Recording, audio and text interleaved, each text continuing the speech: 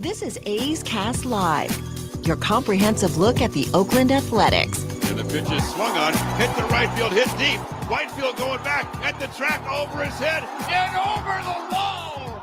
Do you believe that? And 29 other MLB clubs. Ramirez with a drive to deep right, away back, goal! Go Hayes hits a bomb out there by the Rocks. And boy, oh boy, this third inning is now showtime. It is a Judgian blast. All rise. Here comes the judge. Join us as we take you inside the baseball universe, from humidors to spin rates to game-changing moments. We have you covered. Spend your afternoon with us next from the town, only on A's Cast Live. Here's Chris Townsend. Good morning, West Coast, and welcome to Nashville as the winter meetings have started.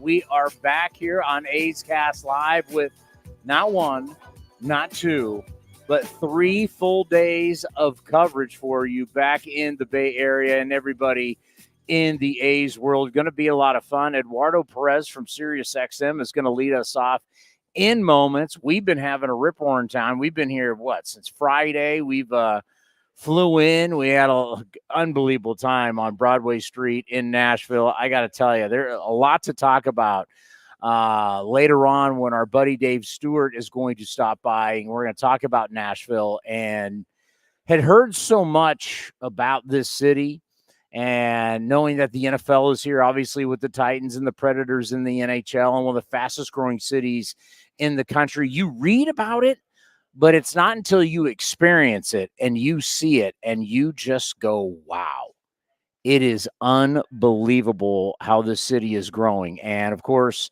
our own Dave Stewart is going to be putting a team here, and I'm not sure when it's going to happen. Eduardo Perez is going to sit down here with us in just a moment. But, we've talked to Dave Stewart here on A's Cast Live about the Nashville Stars. And I'm sure that's going to be something that is going to be talked a lot about here in Nashville, about the Nashville Stars and an expansion team. And that's one of the reasons why Dave has been so into what's going on with the Oakland Athletics and with the Tampa Bay Rays and their stadium situation, about getting them done so we can have expansion. We know that Nashville is going to get a team. We don't know about the West. We've speculated. We've thought about it. I think Salt Lake City would probably be your leader in the clubhouse right now with all the reports that we've been hearing about the growth of Salt Lake City and their economy and how they are striving big time to get baseball. Talked a lot about in the past about the Utah Jazz and their owner. I got to meet him down at Pebble Beach at the AT&T. But interesting things going on with our man, Dave Stewart. I can't wait to have Stu on to now that we've been to Nashville, we've seen it, and it's pretty incredible. Eduardo, it's great to have you on the program again. How are you? How do I follow up Pebble Beach? Seriously, Carmel and all that area? I mean, well, the last time we saw you was the wild card game, and that didn't go so hot. So that wasn't my fault. Now, don't blame me for that one. All right. Now we just went live back in the Bay. Okay. Normally, for years now at the winter meetings, we've always led off with our general manager, which is David Force. Years before that, Billy Bean. Right. We bumped him because they said we could have you. So am I the next general manager? Is that what you're the Ricky Henderson of A's Cast right now? You're leading off, baby. I'm leading off. You're the leadoff man for the winter meetings. That's perfect because I just finished doing the leadoff spot on MLB Network Radio, which I listen to all the time going to golf early in the morning back on the West Coast. There we go. Back to the golfing. I like it. You and Steve Phillips. How are you? I'm doing well. Another winter meetings, and last year was crazy. Yeah, last year it was a lot of money spent, also by the Padres, but a lot of teams as well. And we saw a lot of record-breaking deals. And woke up this morning and saw that trade with that you get Seattle and Atlanta. And I think this is going to jumpstart what these winter meetings are going to be about, plus all the international players that are going to sign to different places. But most importantly is, where's Shohei Ohtani going to end up? And I think once we find out where he ends up, I think everything else will fall in place. I've got something I want to throw at you since we're just starting what I think about Shohei Ohtani, because obviously we've been living it for a while. He made his debut against the Right. A's. We've watched him so many times. But I first got to ask you, because I remember I talked to you about this.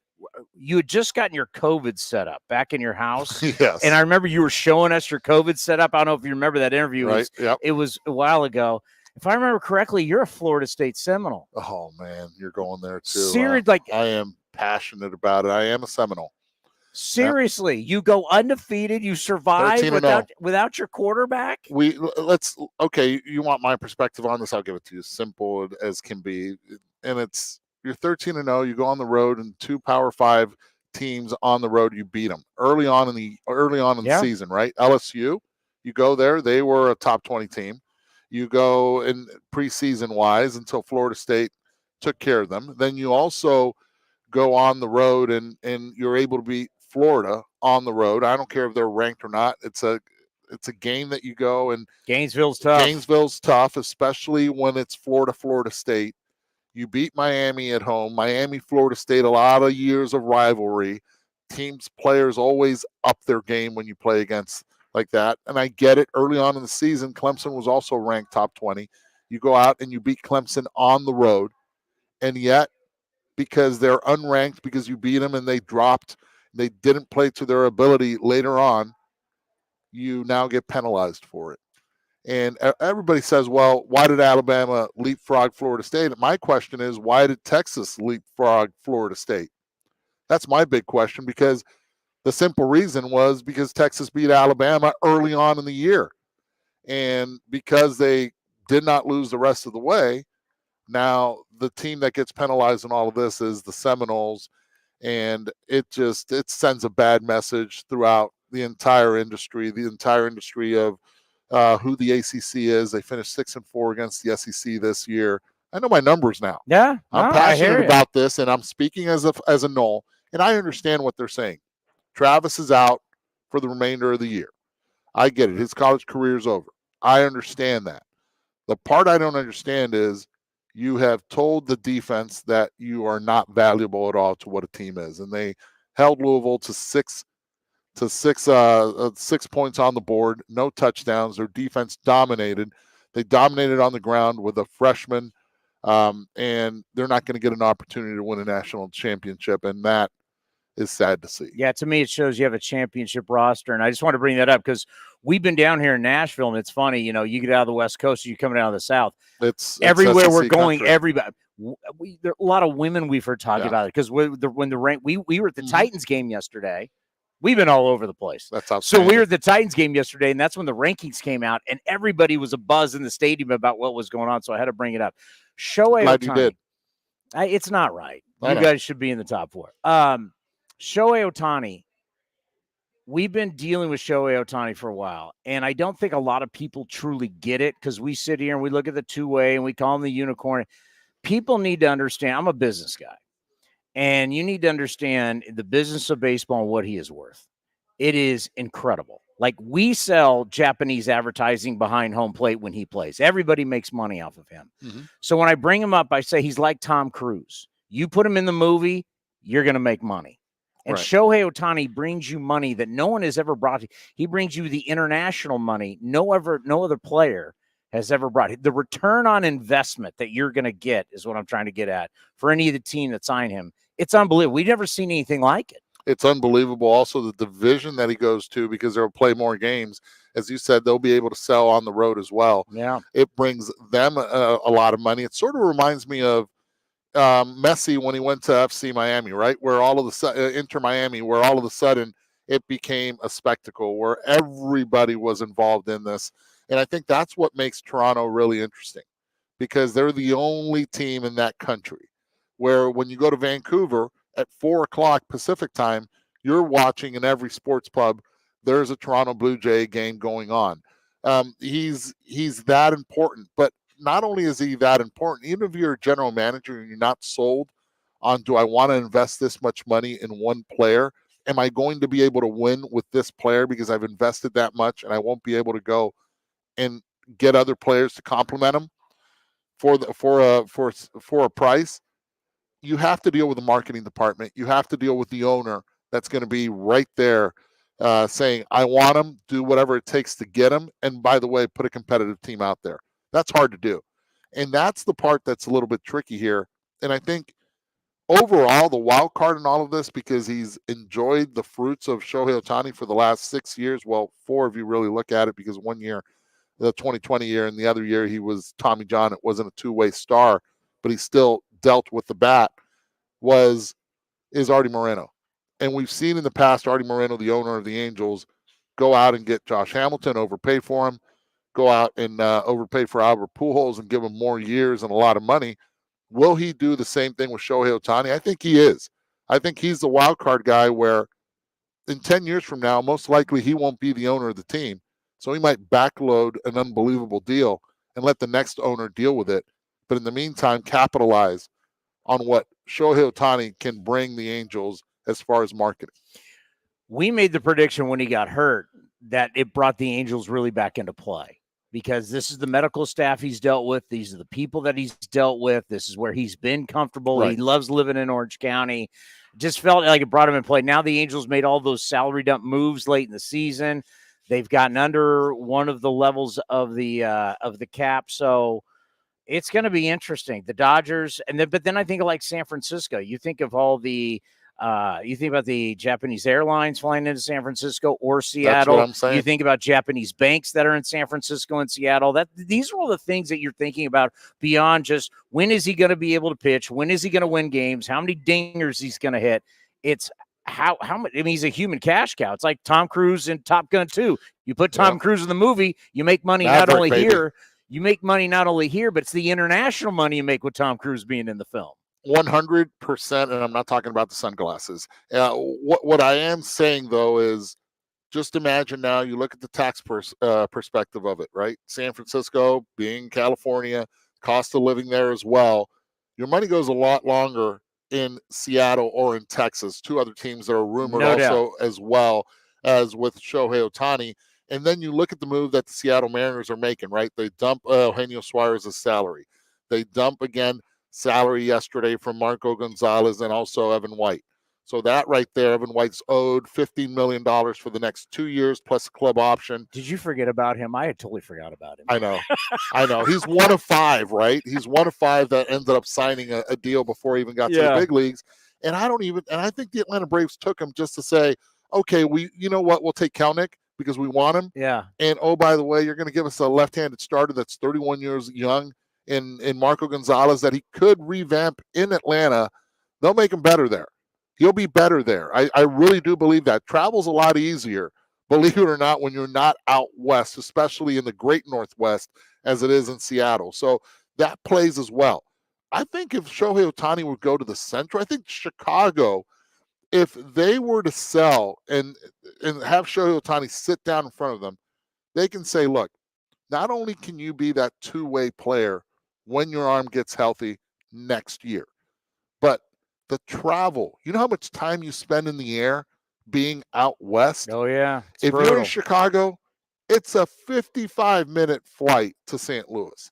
It's an hour flight to Cincinnati. It's a 35-minute drive to Milwaukee. I mean, just start, an hour, but the way I drive, 35. Yeah. But it's a shorter distance. Your life expectancy on the field, because your body's not going through these 5-6 hour flights, depending on the jet stream, always going back west from playing in the Central or way out east. It's a game changer. That's how I would sell it if I'm one of the Central teams out there. And the only team I think that can compete is the Cubs. That's why I mentioned the Chicago Cubs. And if you're out east, good luck in trying to get them, I think. Right now, I think with this trade, I think Shohei Ohtani is not going to be a part of the Atlanta Braves. I don't see Atlanta making a play for him.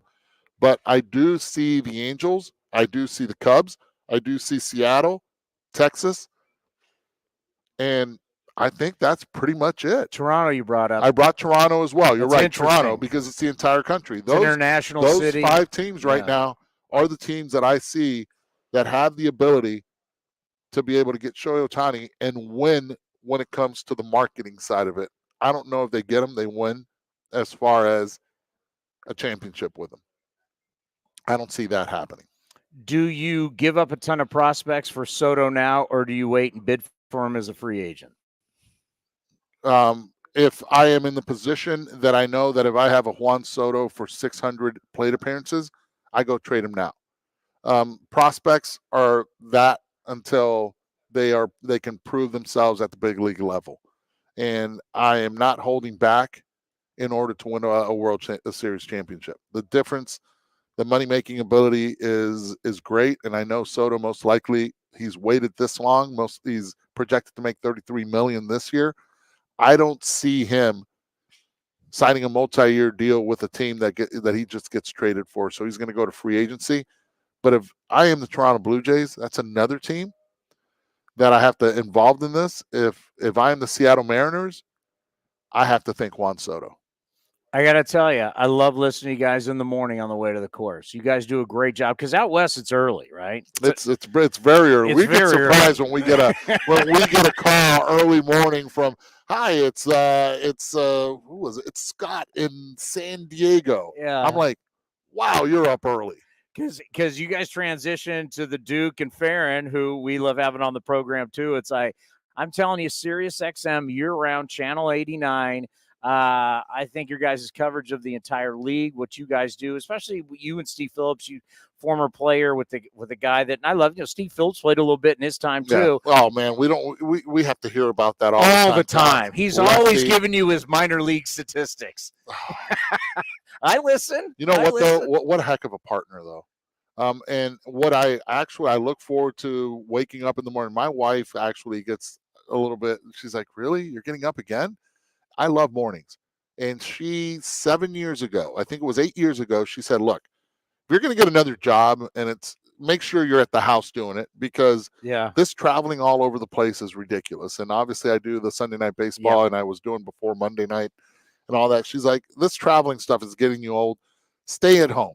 And then all of a sudden this opportunity came to be able to do MLB Network Radio and work with Steve. And she's like, wow, you really love this, don't you? I'm like, I love it. And I go to sleep late. I stay up and I watch all the West Coast games.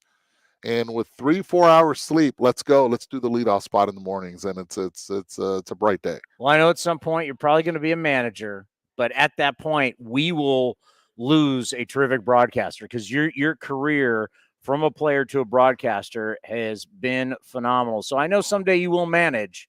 We will miss you when that day comes. Well, I appreciate that, but it still keeps me in the game, what I do now, and I love what I do now. By the way, my heart goes out to all the A's fans out in the Bay Area, because I know what baseball has meant to the fans there, the loyal fans there. I was there in the 1990s watching the World Series, Oakland against Cincinnati, as my dad was coaching with the Reds. And man, first of all, one of the most beautiful stadiums before they closed it for the Raiders and all that. They just crushed it. They crushed it. And but the fans, as loyal as you guys have been, especially out in right field, man, it's always a joy to go and I remember as a player getting in the same batter's box as Sal Bando, as Joe Rudy. And I don't mention Reggie because I'm a right-handed hitter. It's the righties in that lineup. When, I was like, man, this is where the greats stood and where the A's dominated in the 70s. I mean, that was a beautiful brand of baseball, and where Ricky stood. And that was my first big league game, was actually in Anaheim against the Athletics, and it was Ricky Henderson at the plate, and I was playing third for the first time, and I'm like, oh my God, it's Ricky Henderson hitting, and I'm playing third. This is surreal. That's awesome. So to me, the first ground ball I ever made, the play was actually on Ricky's second at bat. Chopper coming in, and I'm like, oh my God, it's Ricky. I got to rush and throw it. So there's a lot of history with Oakland, and personally, and that's one thing that I'll never forget. Bay Area baseball. I know our fans appreciate that. Thank you so much for stopping by. He's one of the best. We got more coming up next right here on A's Cast Live from the Winter Meetings.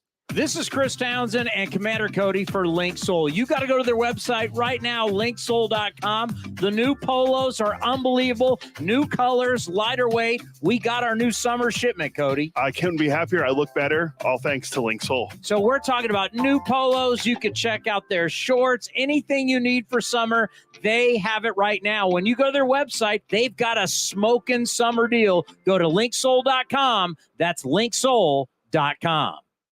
Hey, it's Eno Saris, your friendly neighborhood baseball scribe. There are two things I love, baseball and beer. When I'm not busy around the ballpark, you'll likely catch me back with a cold one at any of Fieldwork Brewing's 8 locations sprinkled across the Bay Area. Fieldwork's got a rotating lineup of over 20 beers on tap that's as diverse as any 26-man roster. They got everything from super juicy, hazy IPAs to crisp pilsners and tropical sours that make your taste buds do the wave. Whether you're all about that draft life or prefer to grab some cans to go, Fieldwork's got your bases covered. Check them out at fieldworkbrewing.com to learn more. That's fieldworkbrewing.com.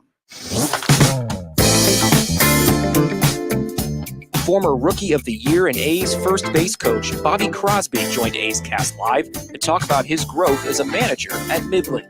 I wouldn't say there's a lot except for just learning the game more. I mean, there's always different personalities that you're going to get. You talked about Wash. A lot of the stuff I do came from him. It's a passion. It's about the players. It's not about myself. I had my time playing. That was great. Now it's about them. So I pour everything into them. What do they need? It's not about what I need. And I've tried to do that from when I first started coaching. Managing, there's always, there's different facets of the game.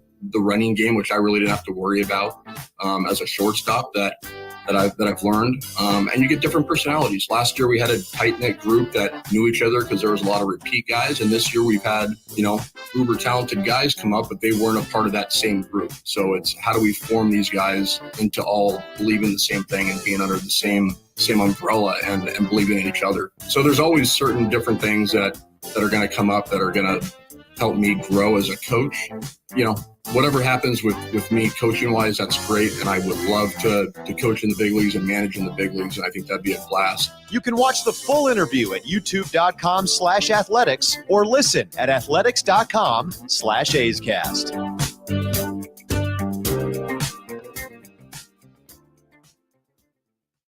It's almost that time again, A's fans. Spring training will be here before you know it, and the Oakland Athletics will be celebrating 10 years at Ho-Ho-Cam Stadium. Now's the time to make plans to catch us in Mesa, Arizona, starting on February 24th, and enjoy the sunshine of your family and friends. Lawrence Butler, it's a fly ball to left field that's deep. Has a chance, opposite field, home run, Lawrence Butler. Grab your tickets early for the best seats at the lowest prices as your green and gold take on the Giants, Padres, Cubs, Angels, and more at Ho-Ho-Cam Stadium. Don't wait. Get your tickets at athletics.com/spring. That's athletics.com/spring. Thanks to the Xfinity 10G network, my little brother's friends won't leave our house. When I was their age, internet with basically no interruptions was a pipe dream. You sound like my grandpa. Now through December 21st, new customers can get 1.2 gigabit internet for $25 a month for 2 years with no annual contract and Wi-Fi equipment included when you add Xfinity Mobile with unlimited data at regular rates. Switch today. Requires paperless bill and auto-pay with stored bank account. Restrictions apply. Taxes and fees extra. Xfinity Mobile requires Xfinity internet. After promo, regular rates applied internet service and Wi-Fi equipment. Actual speeds vary. If you're looking for a new mattress, Nest Bedding has you covered. Sleep on the same mattress Hall of Famer Ricky Henderson sleeps on. Nest Bedding is the #1 brand of online mattresses and the Bay Area's favorite mattress store. Take home the Easy Breather pillow. The New York Times calls it their #1 pick. You can navigate their easy-to-use website, nestbedding.com. That's nestbedding.com. Green and Gold fans, use the coupon code Oakland and you get 10% off your entire order. Nest Bedding, love where you sleep. This is Chris Townsend, and if you're looking for a great place to eat and watch games, go see my friends at the Chicken Pie Shop at Walnut Creek. The Chicken Pie Shop is one of the hottest restaurants in Walnut Creek. You're not going to find a better menu, and come try their world-famous chicken pie that has been served in Southern California for 86 years. Spacious indoor and outdoor dining, perfect for your next private party or corporate event. Don't forget free parking. For more information, go to chickenpieshopwc.com. That's chickenpieshopwc.com. Nestled in the hills of San Jose, minutes from Silicon Valley, Cinnabar Hills Golf Club offers 27 holes of championship golf, first-class pro shop, practice facility, and great food in the grill. This time of year also means family and business get-togethers. Let the folks at Cinnabar Hills make your event unforgettable while enjoying their award-winning venue. It's all there for you. Championship Golf, a great space for any events, and incredible food. See it all at CinnabarHills.com. That's CinnabarHills.com. Hey, Billy, this deck is great for getting everyone together. Thanks. We're really enjoying the outdoor space, especially on a day like today. What's the material? Humboldt Redwood from Ashby Lumber. They gave us a great deal, provided us with a quick quote, and we couldn't be happier. We even found a great contractor through their online contractor directory. Don't miss a day outdoors. Visit Ashby Lumber in Berkeley or Concord to see our stock of naturally strong, naturally beautiful Humboldt Redwood. Find out more at ashbylumber.com for all your building needs. Ashby Lumber.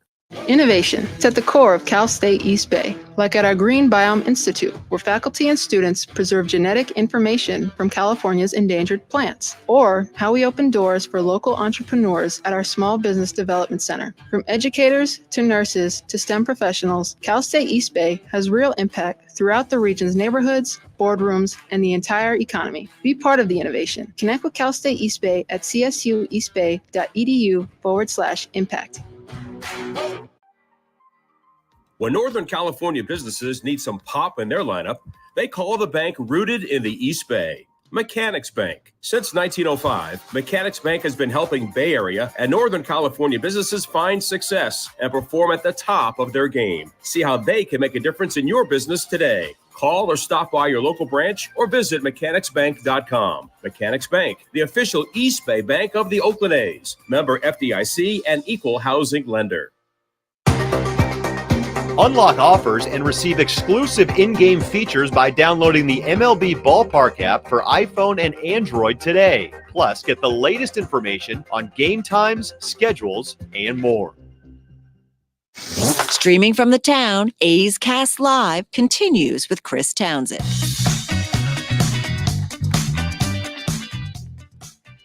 Well, Commander, we haven't said hello to you yet here in Nashville.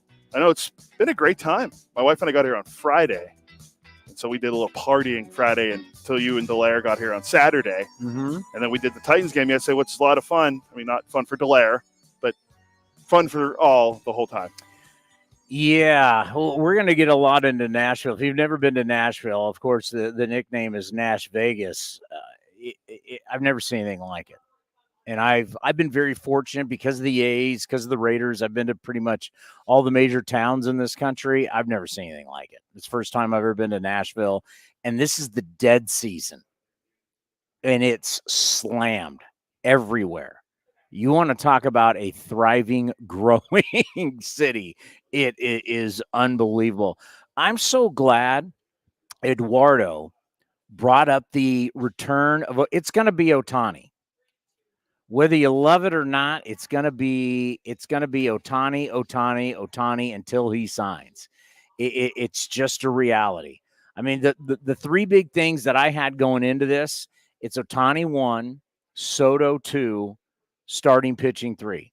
I looked at, before we came down here, I looked at an article that they had the goal of each team, all 30 teams, 20 of the 30 teams. All right.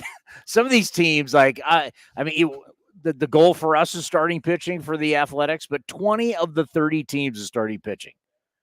Yamamoto, who is 25 years old, and he's going to get a grip of cash from somebody. He's kind of like the Tim Hudson of Japan. He's like 5'10". He absolutely deals. I guess he'd be more Pedro if you think about velocity. But, you know, after he goes, there's going to be a run on starting pitching. 20 of the 30 teams in this article in MLB.com were got to get starting pitching. Now, some teams would have like, you know, what are they going to do with this player? What are they going to do with that player? But when over half of the league is searching for the same thing, we say this number year in and year out. I wrote it down just so I don't forget it. 4,374. What is that? Number of outs this season. That's the number of outs you got to get during the season, not counting extra innings. 4,374. And what we're seeing with all these teams, they don't have enough guys. They just do not have enough players. We don't have enough players. That's why we're seeing teams use 60 guys in the high 50s. Unbelievable. But I wanted to start this whole thing out because he brought up the Angels with Ohtani. And the Angels made all those moves late in the season where it just looked like salary dump. What are they doing? Well, what they did, And there were rumors that they didn't get under that there's 3 different tax thresholds. They didn't get under that main one that they needed to get under. Because if you've read reports, if the Mets are to sign Ohtani, for every dollar they spend, you add another dollar to it for the tax. So if they spend $500 million on him, he's basically going to be $1 billion acquisition because of the tax. That's just the way the way the Mets have been over the tax. Steve Cohen, super rich, worth $16 billion, hedge fund guy, and everybody's like, he's got so money. But he can have all the money in the world, but you really going to think of that from a business standpoint, and that's why we have these luxury tax thresholds. They act as a soft cap that if they're to go after Ohtani, it wouldn't be a $500 million contract. $500 million contract. You would count what they're going to be taxed, and it's dollar for dollar. It'd be $1 billion contract. So I'm glad Eduardo brought up the Angels, because that's something that I said way back when he got hurt, is don't count the Angels out, because this is a place that he has been happy. He knows the medical staff, because anywhere he goes, even though they're going to tell you there's no pressure to get back on the mound, there's going to be pressure to get back on the mound. If he goes somewhere that's brand new, we know it.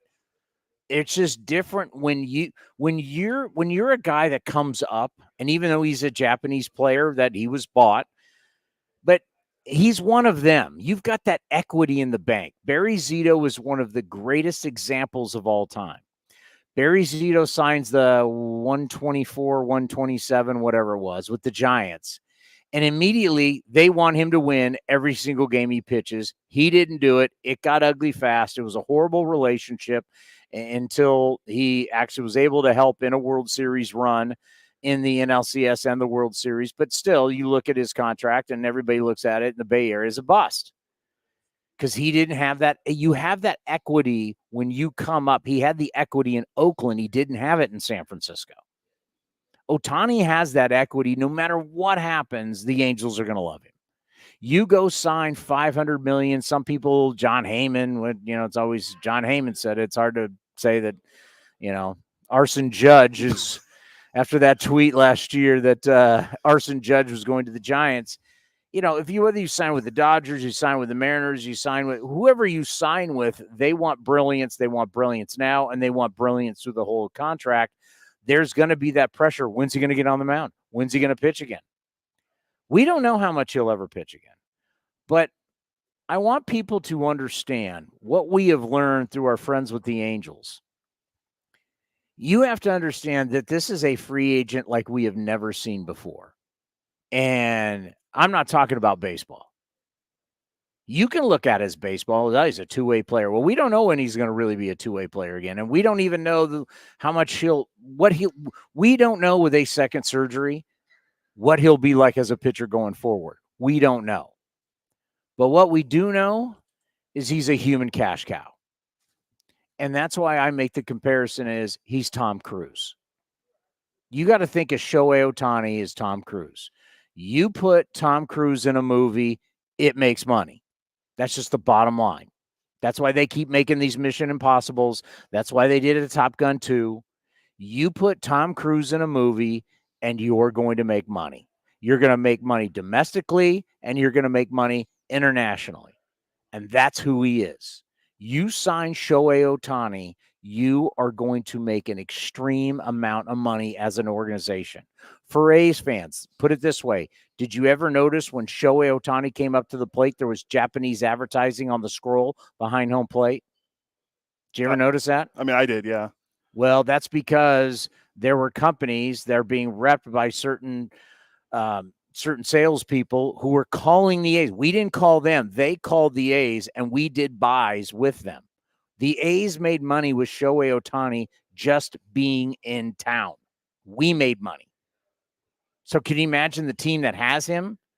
I remember Mark Langston, San Jose State great, one of the best left-handers of his time, now a broadcaster for the Angels, talked about there was a family that came in and spent over $100,000 on merch, Ohtani merch on a weekend. It was like they bought $70,000 on Saturday and they bought another $30,000+ on Sunday. And everybody was just marveling, like, how many players would somebody come into your stadium and drop 6 figures in merchandise? Like, how many guys would do? I mean, how many guys have that kind of juice? I think even when like the Angels weren't even playing in New York, and I think I remember someone put it out on X, formerly known as Twitter, that the Yankees were selling Shohei Ohtani jerseys in their clubhouse store. So the Yankees and their Yankees know the power store. of Ohtani. I mean, it's a reality. He's the ultimate return on investment. So it's like whatever his number is, unless we're talking about like what we said with the Mets, where that's now like $1 billion. And that's why all these teams you're seeing what the Seattle Mariners did with this trade is they're trying to get the numbers down because they want to be below the caps and they want the hit to not be as much. But it's almost like you have to take his contract and put it to the side, and it's different than the other 25 guys. You know, you can sit here and you can say Juan Soto is a generational talent and Juan Soto this and Juan Soto that. Well, you sign Juan Soto, there's no companies coming from the Dominican Republic making you money. You sign Shohei Ohtani, you're dipping into the Asian market, you're dipping into the Japanese market, you're making a ton of money just having him on the field. Just having him on the roster, you're making money. That's what gets back to the Tom Cruise analogy. You want to make Mission Impossible, that's great. If Tom Cruise is not in it, how much money is it making? Yeah, probably not as much. I mean, he is Ethan Hunt. You're doing Top Gun 2. How much money are you making without Tom Cruise? Love Miles Teller, but I don't think you're making that much. You put Tom Cruise in the movie, now you're making a ton of money. I mean, that's the bottom line. And that's what Shohei Ohtani, I mean, that's what you got to be weighing. And our friends across the bay, the San Francisco Giants, you know, Farhan has talked a big game. He talked a big game last year. I still got to bring it up on my phone. I still have the Instagram post of Carlos Correa in the Giants uniform with the Christmas lights necklace, and they had their Christmas deal and the New Year's deal. Obviously, they had to quickly take that down. You know, what are the San Francisco? What are they going to? They've been talking about how much money they're going to spend. The Mariners, Jerry DiPoto has been unloading salary. Clearly, they had to do this. You've had to make decisions. And the Angels did the same thing, and the Dodgers obviously didn't go all in last year. You had to clear up a lot of room to be able to get into the bidding. Eduardo brings up an interesting point, too, the Toronto Blue Jays. You know, we always just think, well, it's a Canadian team. You're an international team.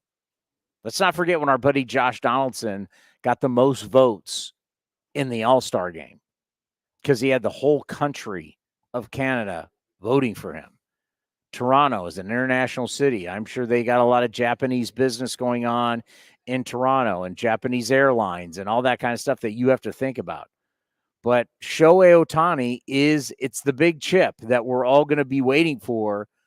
You know, obviously there's people making moves right now, but what we're seeing right now, especially with the Seattle Mariners, Evan White, who even remembered Evan White?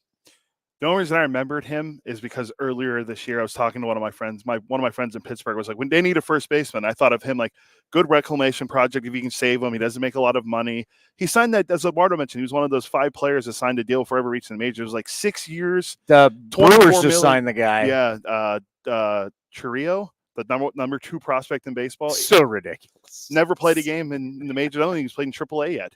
It's so ridiculous. But yeah, they gave Evan White 6 for 24, and at the time he looked okay, thought it was a good deal. He won a Gold Glove in 2020, and then he just has been nowhere to be found since. Well, let me ask you: does the Atlanta Braves have a first baseman? The guy last year hit about 54. So I mean, they're probably just going to DFA this guy. They're going to take the money on and DFA the guy. Yeah. I mean, unless you want to use him as a backup. Well, you can't. I wouldn't even say you bring him in as a defensive replacement. Olsen's a pretty good defensive first baseman. Yeah, I mean, he's not going to be on their roster. You're taking his money, and because you're getting Marco Gonzalez. Because, as I said, number one team needs 20 of the 30 teams starting pitching. Did you see how the Atlanta Braves pitched in the postseason? Yeah, not great. So there's a reason why they took that on, and the first thing I thought about when that trade happened, and I sent it to you, Our Scottsdale bro is gone. I was trying to look. Oh, hold on. So he's no longer Scottsdale bro. He's Sarasota bro. Oh, Kelnick, our guy Kelnick's gone. I loved Kelnick. We gotta see. We gotta see if Divish is here. I'll text him, see if he's here, and get him on to talk about the Mariners. Ryan Divish, who friend of the program, right? Beat writer for the Seattle Mariners. He's hilarious. We bring him on whenever we can because he's good stuff. He put it out on X yesterday and said, "I'm turning off Twitter." Yeah, I saw that. But our Scottsdale bro, Kelnick, remember he was having, we were joking he's the new Ken Griffey Jr. until he kicked it. Was it to kick or punch? What did he hurt? His ankle or his wrist or what did he thought kick? it was his. Oh, let me look. I think it was his. I think some of his leg. I mean, he was finally living up to that billing, and then he got hurt, and yeah, but the Scottsdale bro is gone. He kicked a water cooler and fractured his left foot. He was like having a career year. I mean, he fits in Atlanta because they need a bat in the outfield, and he left-handed bat, so I get it. But all these moves that are being made right now, it's to who can land Shohei Ohtani, and it's been said that he wants to have a deal. He wants it over. There's a lot of cool things about Shohei Ohtani. I mean, we've learned over time, and we learned he's a great teammate. We've learned with the WBC, he's an ultimate competitor. I mean, he's in. Like even, how many guys, when all of a sudden you're getting Tommy John surgery, would they have shut it down? He didn't shut it down. He wanted to keep hitting. And we've seen that now twice. I mean, he is a guy that is ready for the fight. Because that's the thing that I didn't love about him when he first showed up. I was like, well, this guy's great. I mean, it's cool that he hits and he pitches, and we got to see right out of the gate. It was his first batting practice he ever took in the big leagues at a big league stadium when we seen him launching balls, and all of a sudden you're seeing him run the bases. You're like, man, this guy's an incredible athlete.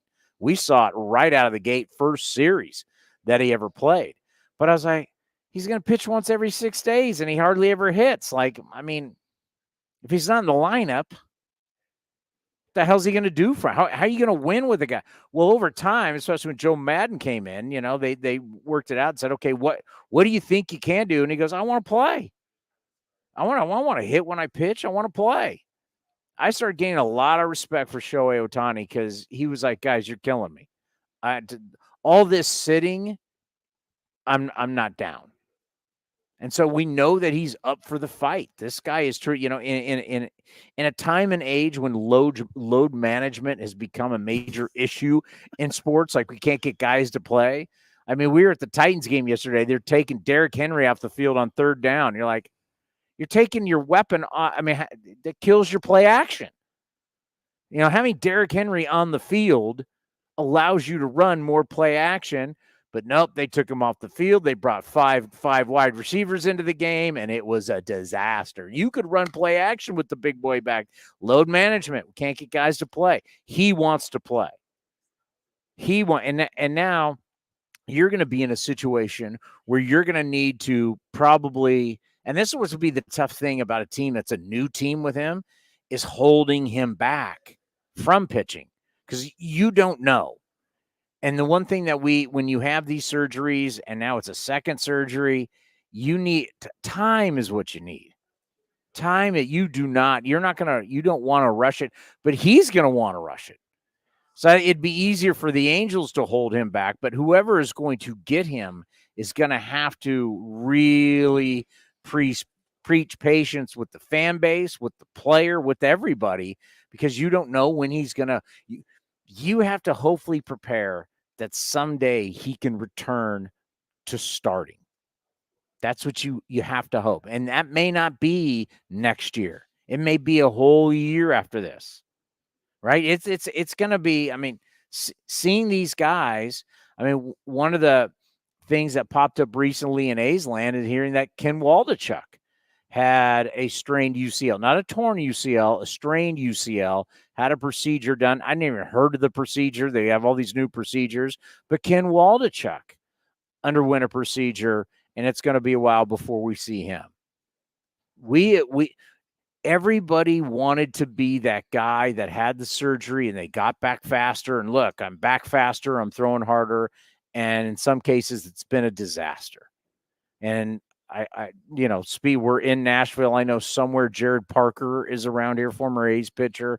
And we remember him going through multiple Tommy John surgeries and how it ended for him down at spring training. I don't think anybody will ever forget that video, the people who were on the field when he threw that and you heard it pop and the screaming. You'll never forget that. I mean, when you're dealing with ligaments, you've got to preach time, and it's tough. I mean, it really is tough to try and tell somebody, you've got to not try and go out there and make this thing happen. Rehab is going to be really, really slow. But at the same time, we need you to go out there and hit 50 bombs. Yeah. Right? No pressure. That's what's so crazy about this. Like, when I talk about that return on investment, like, hey, he's Tom Cruise, man. I need this guy in the lineup because he makes us money. It's like, patience. We don't need you to throw. This is going to be a long process. That's great. But now I need you to go out and hit bombs, doubles, steel bags, and do all that. Yeah, who was it that told us? Was it us or someone said that, or was I maybe reading? And then I think it was a Ken Rosenthal piece from The Athletic that a GM or an executive in the sports said they see Ohtani playing first base so they can get him on the field more down the road. Maybe he does like this pitches later in games and he can become a first baseman. Well, you're going to have to come to grips with he may never really be a significant pitcher. Yeah, I don't want to see that. Nobody wants to see that, but that could just be a reality that at some point, and it's really something that, no one wants to talk about, but there has been some discussions. It's about how much can the human body take, and it's great. Driveline put out this tweet. To me, was the greatest example of what's wrong. They had this kid who was turning his back, and he did this big crow hop to get all of his momentum around and to throw as hard as he can. And they showed the progression. He was like at 94, then he's 96, 97, then 98. Boom, he hit like 100. And when so this is over time. They're showing like a time lapse, right? And over time, he finally got to 100. And everybody there in this cage erupted. Yeah, and they're all going nuts. This young kid hit 100. And I'm sitting there going, are you kidding me? This quest for velocity, and and part of the problem is, and maybe we can get into this with David Forrest, our general manager, part of the problem is the teams, because they've been on this quest for velocity. They've been on this quest to find people who throw so hard and strike everybody out. And that we've gotten to a point to where we see so many different guys where the human body, the UCL, can't take it. And so you got this kid where everybody's jumping around going nuts, throwing 100 miles an hour. How long do you think that's going to last? How long do you think taking this kid's body out there? First of all, we don't even know if he can get anybody out. We don't know if he has any secondary pitches. Scott Emerson, our pitching coach, talks about, I don't want minor league throwers. I want big league pitchers. And Dan O'Dowd, are we going to get my guy Dan O'Dowd from MLB Network? I'm working on that. Him and BK, working on our two guys. Because Dan O'Dowd, former general manager and longtime front office guy through the years with Cleveland, but a longtime general manager with the Colorado Rockies, did a great segment with Dan Plesac where they said, you need to start finding guys to throw innings again, what we've been preaching. And sinker ballers may be getting back in vogue. It's great. It's great to have Mason Miller. It's unbelievable to have Mason Miller. Oh, my God. Remember Mason Miller came on and everybody thought this is going to be the greatest thing we've ever seen. And what happened? We knew he wouldn't stay healthy. Mason Miller's arm is incredible, and he throws so hard, and it's incredible. But what can I rely on with? And I don't want to single out Mason. I can just, because we've lived the Mason Miller, because we kind of broke it here on A's Cast with the general manager that Mason Miller's just coming up. He's going to pitch. But he knew. David Forrest told us we don't know how long it's going to last, and it lasted only how many starts? Was it 3 or 4? 3 or 4. I mean, take Mason Miller's name out and put somebody else's name in there. There's so many of these guys. But the problem is we need to get 4,374 outs. How are we going to get all these? How are we going to get all those outs? And that's at the winter meetings here is what you're trying to find is I need to find guys that can pitch. I need to find guys that can give me innings. And this bullpenning is great, but you know what? It doesn't work throughout 162 games. And that's why Jim Duquette, hopefully we're going to get the Duke on also, and with Dan O'Dowd, you can say the postseason's random. It didn't show us anything, whatever. What it could have shown us is it's almost like you need to build two rosters. You need to have a regular season roster and you need to have a postseason roster. The regular season roster, I agree, the postseason roster, you want a bunch of guys to get up there and huff and puff and blow your house down, strike everybody out. You'd love to have that. And that plays because you're not playing every single day. But 162 games, that's not going to work. The San Francisco Giants went all in on bullpenning, and that failed miserably. Miserably. And sometimes you need to look at it. I might have a guy who has a 4.5 ERA, but if this guy can give me 6 on a consistent basis, maybe even 7, I got to throw him out there. And, and when you got this many teams fishing in the same pond, you're now fishing like who can go out there and who can even go every 5 days. So I texted to you it came out like last week, maybe a week and a half ago. MLB put it up on Instagram, and I think they put it out on X, but it was like the list of every free agent starting pitcher. And I mean, good friend Tommy Malone was on the list. Like, Tommy Malone? He's what, 30? What is he, 36 now? We're that desperate? Tommy Malone, the USC Trojan? Tommy Malone is 36 years old. He'll be 37 in February. When's the last time Tommy Malone even had 15 starts in a season? That would be starts. 2020 or 2015.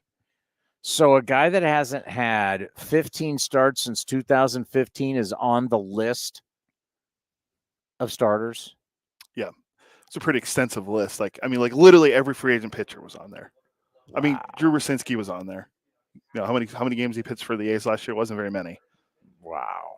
I mean, that's just what we're looking for is what's starting pitching. All right, here's what you got on the books right now. Our buddy Dan Otero. 11th, Senior Director of On-Field Operations for Major League Baseball. Is going to be here at 10:30. Matt Vasgersian, longtime A's fan, MLB Network, Matty V at 11 o'clock.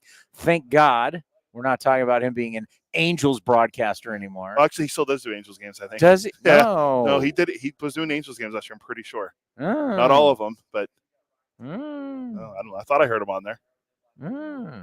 Remember they went out there for a search. Oh, I swear I thought I heard him doing games last year. Look it up. I don't think he's doing their games anymore. And I'd like to know before we bring him on. Let's see. I'm reading a press release from the Times. They hired Wayne Randazzo, who he had on when he got hired. Yeah. But I'm looking at, they have something here about Vasgersian. Well, Matt Vasgersian and Patrick O'Neill will return to call select games over the year. So that was before the season. I swear I heard him calling games. Select games. All right. I don't know how many games. Well, he's a random Angels broadcaster.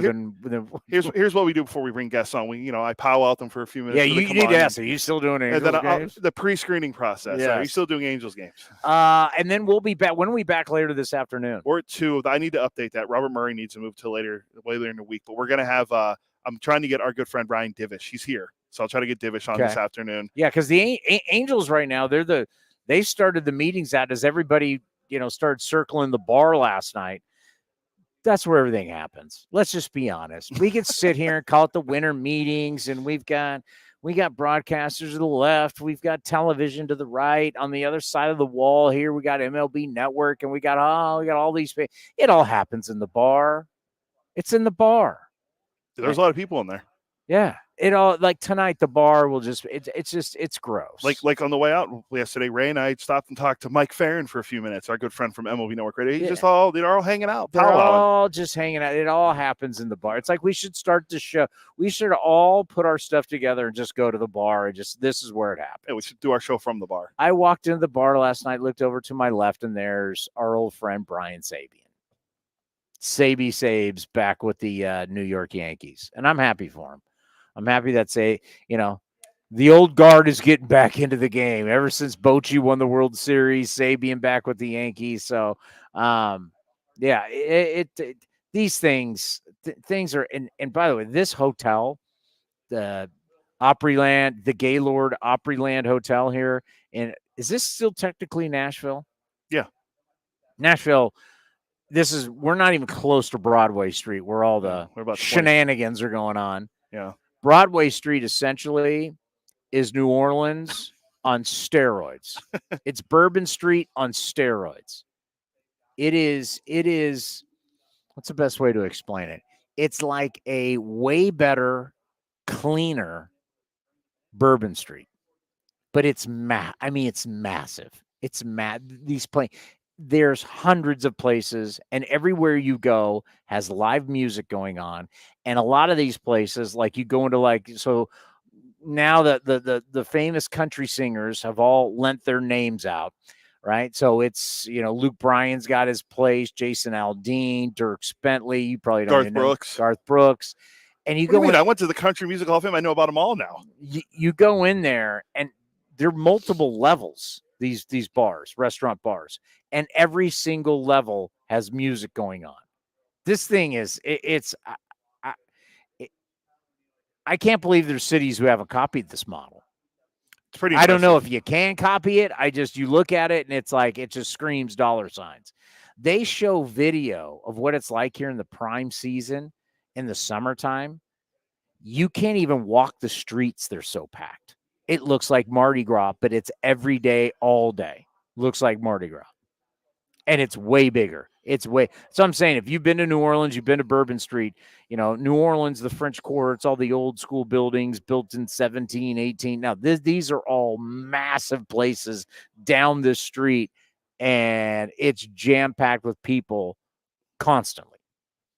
It was an experience on Friday night. It wasn't as busy. Saturday night was way more busy because a lot of people were leaving the Predators game because the Predators play like 3:30 Central Time. Yeah. So everyone and a lot of Ranger fans were here. So there's a lot of people out. New York people everywhere. Yeah, when we went out on Saturday, there was a lot of people. Yeah, and that's the thing, and that's what I can't wait to talk to Dave Stewart. I mean, it's like, this is a no-brainer. I can't believe, now that I've been here, it's almost idiotic that they don't have a baseball team here now, that you've just been doing AAA. When you see how successful the NFL, when you see how successful the NHL has been, it's like, how is there not a Major League Baseball team here right now? You're kidding yourself. They should have a team.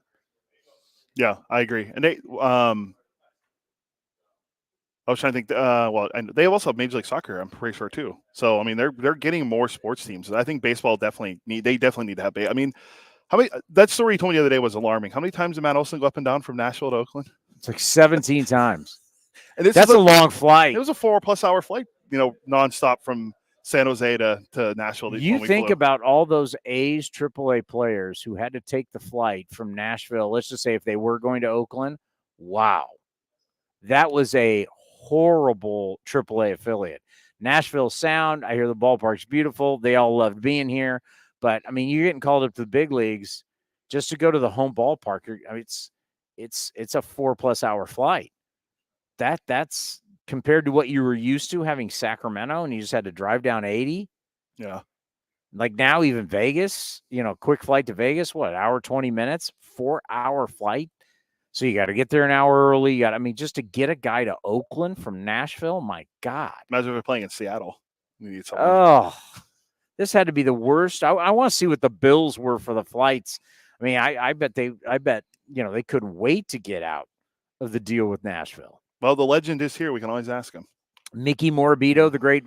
Speaking of the bar, we'll have to find Mickey Morabito in the bar and ask about the travel. But this hotel is the largest hotel in the United States of America, rooms-wise, that doesn't have a casino.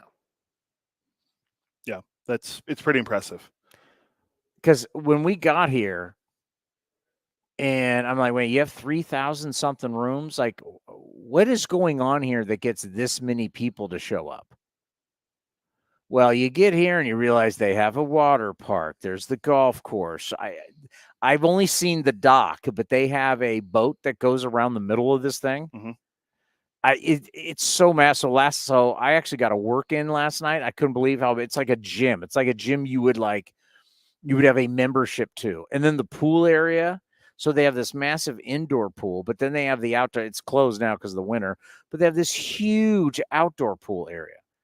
They have 3,000 rooms at this place. I saw it from our window. I could see the water park. Yes, it's pretty impressive. And by the way, you and your wife need to keep it down. You guys are next to me. Are you sure? Yeah. Oh. I could hear you guys. I'm just saying you need to keep it down. We were in bed at like 10:30, but yeah, you guys talk very loud. You need to keep it down. All right, coming up next. I was wondering why you texted me what room you were in because I thought you were going to. Because I could tell. I thought you were going to show up. I'm hearing voices. I'm like, you're in the room next to me. We were really into that Packers Chiefs Sunday night football. Who game. won that game in the end? Go Pack Go. Couple egregious calls at the end that hurt Kansas City, but go Pack Go. So Taylor Swift showing up to Lambeau Field was a non-factor. That she was the second celebrity. Simone Biles there. Her husband plays for the Packers. Simone Biles? Yeah. She's still around? Yeah, she's married to one. I forget which Packer. Great Olympic champion. I'm just joking. Yeah. Great Olympics, Yeah, Taylor Swift there. Is she now considered the greatest gymnast of all time? My ignorance for gymnastics, I apologize. I don't, but I would say probably yes. I mean, she's one of them. There's some. There's been a lot of. The only one I can think of was Mary Lou Retton. There's been some great Russians. Yes, and there's been some great. I would say Chinese or is it Japanese? So there's been some. I guess excuse us on our knowledge on the greatest gymnast of all time, but Simone Biles has to be definitely in the conversation. Yeah, I got to say, I guess we got to hone in for the next Olympics to watch gymnastics. Yeah, I don't want to slight any of the Russian or Chinese females who have won plenty of golds themselves, but Simone Biles is one of the greats, but she's no Taylor Swift. No, well, Swifties, I don't care if they were there. It was cold and they lost. Wow.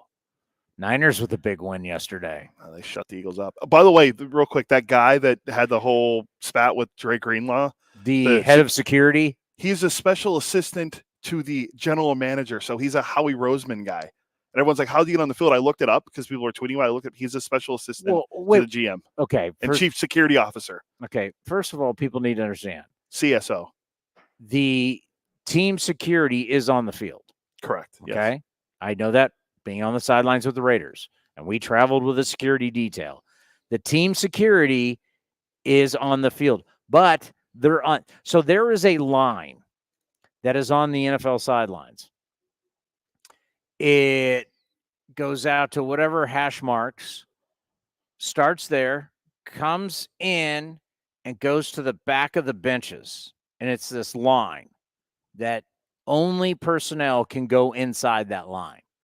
Nobody else. Okay? So, like, CBS sideline reporter cannot go in that line. Like, you have to have a certain badge to be able to go. You don't see this line. People don't know about this line unless you work on an NFL sideline. Being that I was a team broadcaster, I could go in the line.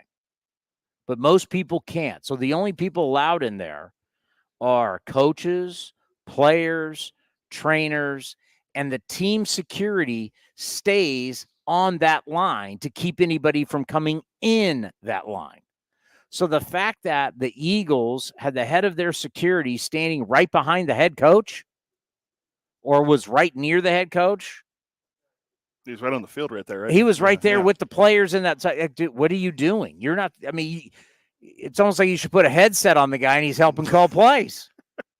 Well, I could have used it yesterday. I get they all love him. I get he's the buddy. I get he's the head of security and he's, and you're saying Howie Roseman's guy, right-hand man, but he's supposed to be back by the benches protecting the team. You're not protecting the team by standing next to the head coach. Oh, I thought I screenshotted. Oh, yeah. Here's his official title.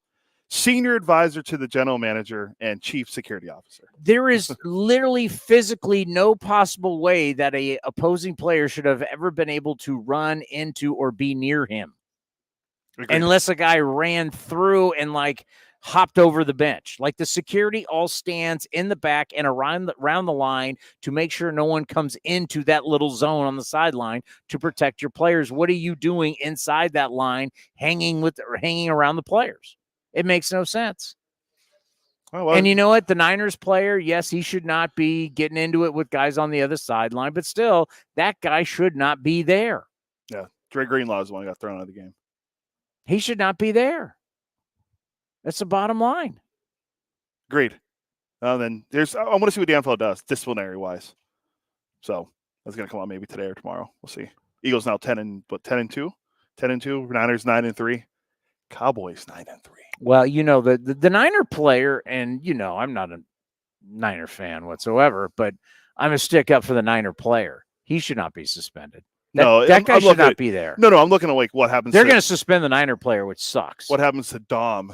That's the guy's name. Dom. Something. Oh, he's double D. Dom. Put it this way: he's not going to be standing near the head coach next week. Yeah. Sirianni doesn't need a bodyguard on the sideline. Sirianni's already a hothead. So, how did he even come in contact? So the head of security tried to come over and break it up, something like that. But he was super close to the action to be able to get that. And then close. I think he pushed Greenlaw. Then Greenlaw put his finger and touched him in the face or something. And then, dude, you.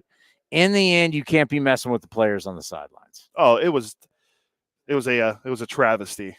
To see when is our next guest? Dan Otero in 25 minutes. Okay. We want to thank our sponsors who travel along with us. Here's the Link Sole. I got one of my new Link Sole pullovers on. We ran into a guy last night, a golfer last night at the bar who had the old Link Sole hat on. So thank you, Link Sole. Nest Betting is with us. When are we going to have the sponsor of the Mark Kotze show on? We're talking to Kotze tomorrow at 4. So we're staying on a little later tomorrow. Talk to Kotze at 4. Talk to Kotze at 4. All right. David Force is on Wednesday. Wednesday, yeah. And special treat for everyone. I found this out this morning because I went through the guy directly, and then he put me in touch with his people. But at 4:05 today, we're going to talk to new Angels manager, Ron Washington. Wash is going to be here 4 o'clock today? 4:05, but yeah, what's that for? By the way, I can tell you who we're not getting.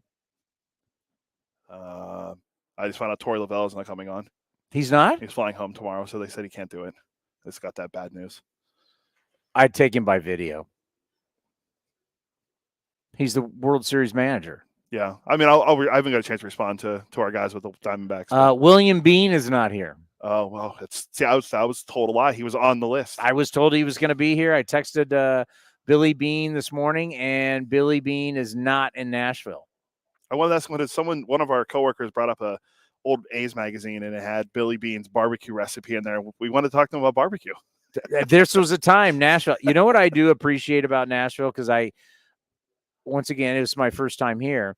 The difference between, and I've done a ton of trips to Kansas City, the difference between Kansas City and down here, Kansas City known for barbecue sauce, to where down here in this neck of the woods, Memphis to Nashville, they're known for their rubs.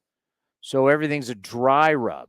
They give you sauce on the side. And it's not barbecue sauce as we know it.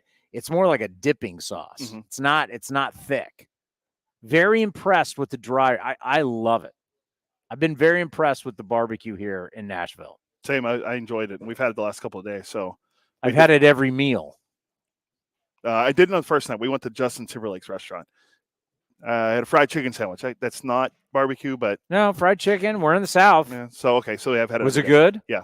And then I had Nashville hot slider the next day. Did you get those special feelings when you went to Timberlake's place? Do you feel like a boy band guy again? My wife goes. My wife dressed up. She goes, "I'm going to dress up nice. He might be there." I'm like, "You think Timberlake's going to be there?"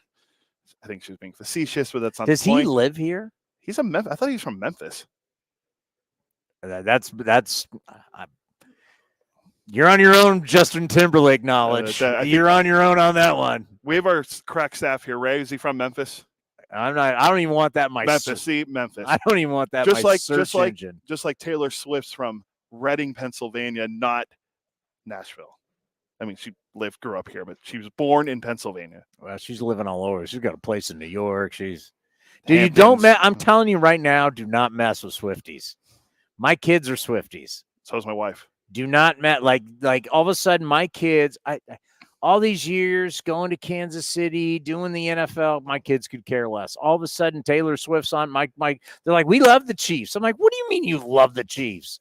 I've been buying you Raiders stuff your entire life. No, we love the Kansas City Chiefs. Travis, I'm like, how do you even know who Travis? They know Kelsey. They know Jason Kelsey now. My kids. He's up for sexiest man alive. Just put that out there. Dude, the power of this woman is unreal. We've got to get her on A's Cast. We got to somehow get Taylor Swift. Can you imagine if we got somehow Taylor Swift? We got to find some part of A's Cast. What that would do? We got to find some connection to her. We'd in the organization. We'd be so big we'd get out of baseball. I would think I would just quit my job after. Oh no. We would be like on Entertainment Tonight. We'd blow off this dumb game baseball and move on. Weighted runs created plus. We don't need you anymore. We got Taylor Swift. That would be great. Juan Soto. We need to talk Juan Soto because right now Juan Soto's on the back burner. Yeah, I'm keeping a track, keeping an eye on the old X machine to see if anything happens. I mean, if you're we got to get something going here because Kelnick and Marco Gonzalez and Evan White are not gonna. It's not gonna move the needle. Oh, sorry. Morosi just tweeted about our good friend Whit Merrifield saying he wants to play second base. Hard hit Whit. So 2-hit Whit. We don't need a second baseman. Yeah, but nothing right now on Soto. The big thing, the A's are going to spend money, which is interesting. We are going to spend money. The question is obviously on what. And as we have said, we got to find somebody who can throw innings. Give me some bodies. The A's got to find some guys that can throw innings because you got all these young pitchers and we're excited about certain guys, but you got to find somebody who can throw some innings that you can rely on to throw some innings. That I know if he goes out there that I gotta can you give me 6?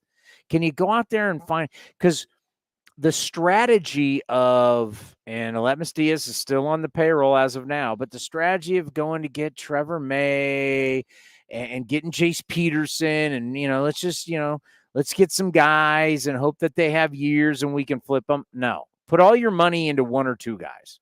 Whatever amount of money you got to spend, 20 million, 25, 30, put it into 2 guys. We've had this conversation with Mark Kotze, the skipper.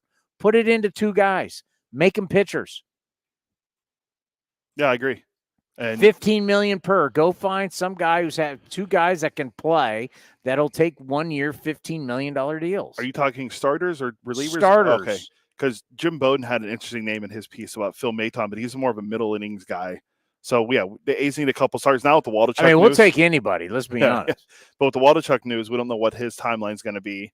So, I definitely think getting a veteran starting pitcher to help out and, But there is promise. When you look at the A's pitching, what we saw by the end of the year, there is promise. I think it's interesting. I think it was our good friend Bill Moriarty tweeted it out that looking at the A's rotation going into next year, and he didn't mention Joe Boyle or Joey Estes being in the rotation. And I'm like, I think Boyle is going to be in the rotation, especially after what he did last year. You want to have a boycott. There might be a boycott on A's Cast if we don't have Joe Boyle in the rotation. The big kid out of Notre Dame. Is he our opening day starter? I love this kid. He was phenomenal. At the start against the Angels, he was great. Every start, pretty much every he start was great as an interview. Yeah. I loved having him on the show. Yeah, there's always a selfish point from our standpoint. But no, you don't want to see that big kid out there chucking it? Oh, no, I think he definitely should be in the rotation. And how old is he? He's a college guy. He's ready to rock. He's not young. 25, this isn't a prospect. Joe Boyle, I think he's 25. I could be wrong. Might be 26. Joe Boyle is 24. My bad. He'll be 25 in August. Yeah, he's going to be 25. But he's a college kid, as you mentioned. Played college baseball. Bears tight end Cole Kmet. Was he 6'7", 6'8"? He is 6'7", according to Baseball Reference. 6'7". Get that big 6'7" guy out there and let's go. Who's the last tall pitcher the A's had besides AJ Puck? AJ Puck. Yeah. It's been a while. We were building for a while. David Force was building a basketball team with starting pitchers. Oh yeah, we had power forwards all over the joint. Plus, our pitching coach isn't short either. Estes, liked seeing what he had. I mean, they're for the A's. If you could add some guys, you could also. I mean, you put a rotation together. We know what the young guys, the young position players, to me, are exciting. And that's what we want to see. After a year that we had last year, give me some excitement. But you need some help. You need some help you need some help with some guys getting you some innings. Some guys, I'm not saying veteran guys, just get me some guys that I know. Can I get some guys with 25? At least the 30 starts, okay. Old Man River, I'll get out. Can I get 25? Ooh. Hopefully. I mean, I know we're really lowering the standards on the threshold of starting. We are. I mean, it's pathetic. I mean, one thing we could get into too, if we have time, not what Max Scherzer had to say a few weeks ago about the pitch clock and their pitch timer and how that's how that's all affecting everything. He basically gave false information because of Max Scherzer doesn't like the change. Max Scherzer then goes out and gives false information. Less guys, not more guys have been hurt because of the clock. The data does not show that. Yeah. And then actually what Ted Simmons said the other day was fascinating to me, at least, about how no pitch. Do we have time for that? We do. I have to grab it real quick. Okay. Coming up next, we haven't even got into the second biggest story of the meeting. The biggest story is Ohtani. The second biggest is Soto. We'll talk about next right here on A's Cast Live.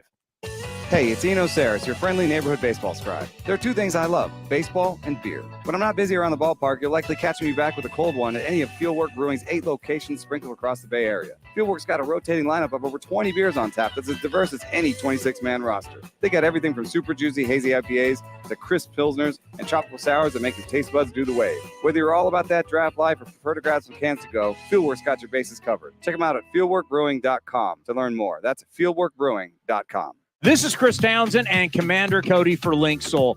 The new summer colors and prints are in stock. The new polos, lightweight, all the colors you want.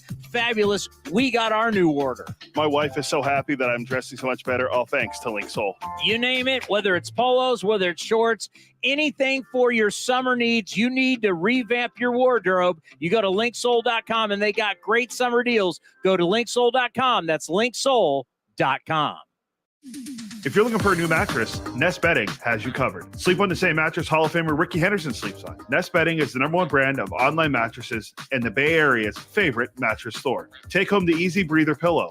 The New York Times calls it their #1 pick. You can navigate their easy-to-use website, nestbedding.com. That's nestbedding.com. Green and Gold fans, use the coupon code Oakland and you get 10% off your entire order. Nest Bedding, love where you sleep. Thanks to the Xfinity 10G network, my little brother's friends won't leave our house. When I was their age, internet with basically no interruptions was a pipe dream. You sound like my grandpa. Now through December 21st, new customers can get 1.2 gigabit internet for $25 a month for 2 years with no annual contract and Wi-Fi equipment included when you add Xfinity Mobile with unlimited data at regular rates. Switch today. Requires paperless bill and auto-pay with stored bank account. Restrictions apply. Taxes and fees extra. Xfinity Mobile requires Xfinity internet. After promo, regular rates applied internet service and Wi-Fi equipment. Actual speeds vary. If you're looking for a great place to eat and watch games, go see our friends at the Chicken Pie Shop of Walnut Creek. The Chicken Pie Shop is one of the hottest restaurants in Walnut Creek. You're not going to find a better menu, and come try their world-famous chicken pie that has been served in Southern California for 86 years.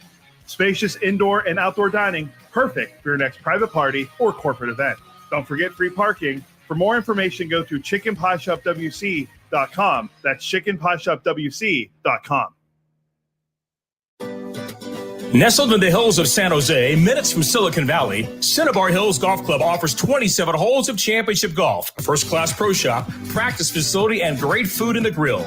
This time of year also means family and business get-togethers. Let the folks at Cinnabar Hills make your event unforgettable while enjoying their award-winning venue. It's all there for you. Championship golf, a great space for any events, and incredible food. See it all at CinnabarHills.com. That's CinnabarHills.com. And the underdogs, Oakland Athletics, win their first championship since they were in Philadelphia in 1930. Hi, I'm Raleigh Fingers, Hall of Famer, three-time World Series champion with the Oakland A's and World Series MVP. Winning takes teamwork, skill, and heart. So when you need an ace for a personal injury lawyer that will win you the game, go with the winning team. Call Venardi Zerata at 833-VZ-FOR-ME or go to vzlawfirm.com. Venardi Zerata, the official injury law firm of the Oakland A's. Like sports, business is about winning. Championship decisions are business decisions based on what it takes to help your company win. And that's why there's UBO Business Services, specializing in helping you win every day by streamlining workflows, managing documents, and providing the best-in-class office technology. Make your championship decision with UBO Business Services. Visit them at ubeo.com. That's ubeo.com. If you're looking for the latest green and gold gear for the 2023 season, then look no further than athletics.com/shop for your officially licensed gear. That's athletics.com/shop. Innovation is at the core of Cal State East Bay, like at our Green Biome Institute, where faculty and students preserve genetic information from California's endangered plants, or how we open doors for local entrepreneurs at our Small Business Development Center. From educators to nurses to STEM professionals, Cal State East Bay has real impact throughout the region's neighborhoods, boardrooms, and the entire economy. Be part of the innovation. Connect with Cal State East Bay at csueastbay.edu/impact. Is convenience a state of mind or a real thing? At Extra Mile, it's a real thing, and it's in everything they do. The stores are spacious, organized, clean, and well lit, so you can get in quickly, get what you need, and keep going. It's just what you'd expect from a place serving up the hot and fresh food and snacks you love. So treat you right, and check out Extra Mile's fresh take on the convenience store experience. Extra Mile convenience stores at select Chevron and Texaco locations.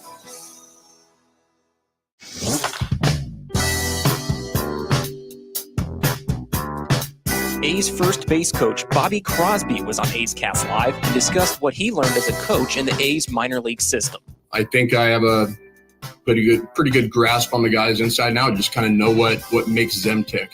And I'm sure, and when everything I heard about Bob as a manager, that's what the players loved him. And the players can see through somebody who's fake, someone who cares about themselves and doesn't care about them as a person.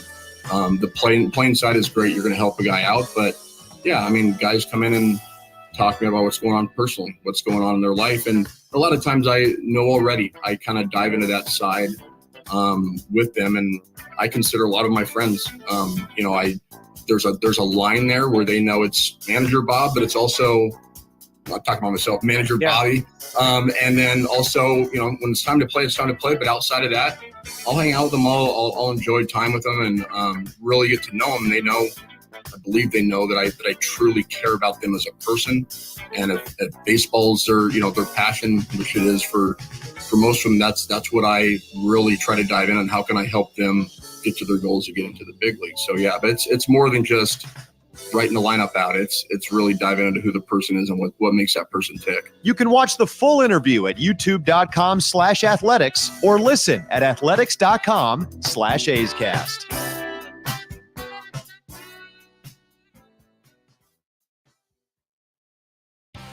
The A's YouTube page is your go-to destination for A's video content.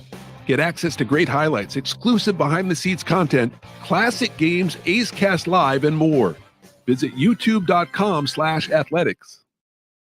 It's almost that time again, A's fans. Spring training will be here before you know it, and the Oakland Athletics will be celebrating 10 years at Ho-Ho-Cam Stadium. Now's the time to make plans to catch us in Mesa, Arizona, starting on February 24th, and enjoy the sunshine of your family and friends. Lawrence Butler, it's a fly ball to left field that's deep. Has a chance, opposite field, home run, Lawrence Butler. Grab your tickets early for the best seats at the lowest prices as your green and gold take on the Giants, Padres, Cubs, Angels, and more at Ho-Ho-Cam Stadium. Don't wait. Get your tickets at athletics.com/spring. That's athletics.com/spring. Hey, A's fans. You know that running your own business is a slugfest every day. That's why businesses have been counting on Mechanics Bank since 1905. From operating lines of credit to equipment and real estate loans, they can help build your lineup to meet today's challenges and prepare for tomorrow's opportunities. Stop by your local branch or visit mechanicsbank.com today. Mechanics Bank, the official East Bay bank of the Oakland A's. Member FDIC and equal housing lender. All loans subject to program eligibility and credit approval. A's Cast Live continues from the studio. Here's Chris Townsend. Hey, Cody, you need to switch up. The great Dan Otero's here, and you got like Cardinal baseball behind us. Same KMOX, a great radio station, right over here. Cardinals have been making moves, signing pitchers, but we got I have no problem promoting the Cardinals. Great, Mark great McGuire, franchise. Tony La Russa. I mean, I know you guys have been Bogart and Ace players for years. The St. Louis Cardinals, for God's sakes. They're a broadcaster over there. We're joking with him. Dan Otero, you're now Senior Director of On-Field Operations for Major League Baseball. You have become very important. I don't know about that, but thanks for having me on. How are you? I'm doing great. These winter meetings are pretty insane. You know, we were just talking about off the air. It's like the media, we've hijacked this event because we want to break news and we're all breaking down the meetings. But really, this is the industry coming together. There's constantly meetings going on. We know there's A's, our front office is here. And when we think front office, we're not talking about David Force and the baseball people. We're talking about people who deal with tickets, promotions, advertising, security, like all the different things that go on in baseball, they're meeting about. So it's not everybody is sitting here wondering where Shohei Ohtani is going to sign. Well, maybe everybody is, but there's countless meetings going on. Clubhouse managers have their meetings. Traveling secretaries have their meetings. So it's just a constant, evolution during the meetings, and all the great minds from all the 30 clubs get together and they kind of talk about what they're doing the following year. It's great. So what exactly are you now doing in Major League Baseball? So I'm working with great people, Gregor Blanco, Rajay Davis, former A, and Raul Ibanez, and we have our small kind of group of former players within a bigger department of baseball ops. We work with Mike Hill, Danielle Monday, Julie Hernandez, Sam Therian, and we try to build relationships with the current crop of players to explain what the new rules are, explain what we envision the game growing to, and then we're their kind of conduit to the commissioner's office. And then we do a lot of different things during the postseason, checklist items to make sure everything's, level playing field for both clubs. Clubhouse standards. So a lot of different things, but our main focus is probably building that relationship with players to make sure they have a voice in this game. How smart was it for baseball to say, need a middleman? We need a middleman, the players and us. And you bring in former players. We now educate you more on the game. It allows you to then tell the players more because they're going to trust you because you're former players. Hopefully they trust us, and we're trying to make the game equal. We're trying to work together in collaborative effort to make the game what it is. And it's a great game. We want the fans to love it. We want the players to love it. And we want it to continue to grow. So in 20, 30 years, it's in a good spot. So I hope it's a good decision. And we're trying to be those stewards of the game, for the industry that we love. This is baseball. We want it to keep growing. I always love asking this question. Now that you've had this fancy job for a while, what's the one thing you think back as a player that you had no clue that now you're in like these meetings or you learn something like, wow, I had no idea? Well, so many things. I mean, just talking about the RSAs, the security guys and ladies, and they go to the stadiums and they make sure everything is set up in a safe way. So when the players arrive, that they're taken care of. That's just one element of the game that has nothing to do with maybe on-field personnel, but they are crucial, and they're wandering around this place now, making sure that everything is safe. And that's one thing that is fascinating to me. And just talking about, the different global events we have coming up. Like last year we had Mexico City, we had London. This year we have DR, London, and Seoul. Yeah. And their job it's so hard, and they've started 6-8 months ago, maybe even longer, doing site visits to make sure that everything is set up in a way so the players' families, coaches, the players themselves are safe when they go over there for those 2 or 3 days. to try to grow this game globally. Yeah, you got to realize. So I've done the trip to Japan twice with the A's, and it's great. Like you show up, and there's buses show up and take you all over the city of Tokyo, and you're like, "This is great." And then you go to the Tokyo Dome, but someone had to do all of that. Someone had to set all those trips up. Absolutely, and Yeah. the global events team does an outstanding job, and I've learned a lot of what they do also. And they try to tie in with baseball ops to make sure they're doing it right for the players. And so it's just a constant just motion, and it's a huge machine, and we try our best to make sure that the players are always taken care of, because they are the focal point of the game. Yeah, and I think that's so huge for you guys in your job, is you understand that in the end it's about the players. And sometimes, and I get it, like any business, you think what you're doing is best for the business and you forget about players' needs. I get it. It's just human nature. You're like, well, this is what's best. And you go, well, wait a minute, you still got to have to deal with the players. So how many times, or just talk about that part of your job where sometimes you have to tell people, well, let's slow up here.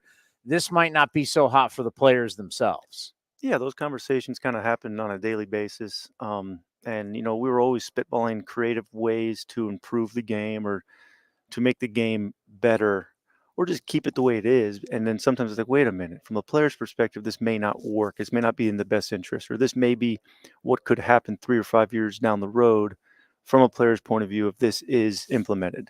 So we try to always give that player perspective. And then in addition, we're always talking with the current crop of players, whether it be the major league or the minor league, to really hear what they have to say, because they're the ones experiencing it now.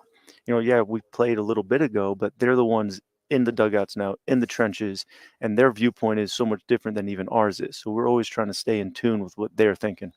So every generation changes, even though the game, there's going to be players are going to be similar, but the players start to change. And one of the things that changes all of us is technology, right? I mean, I got to think back, when I was playing in college, we didn't have these.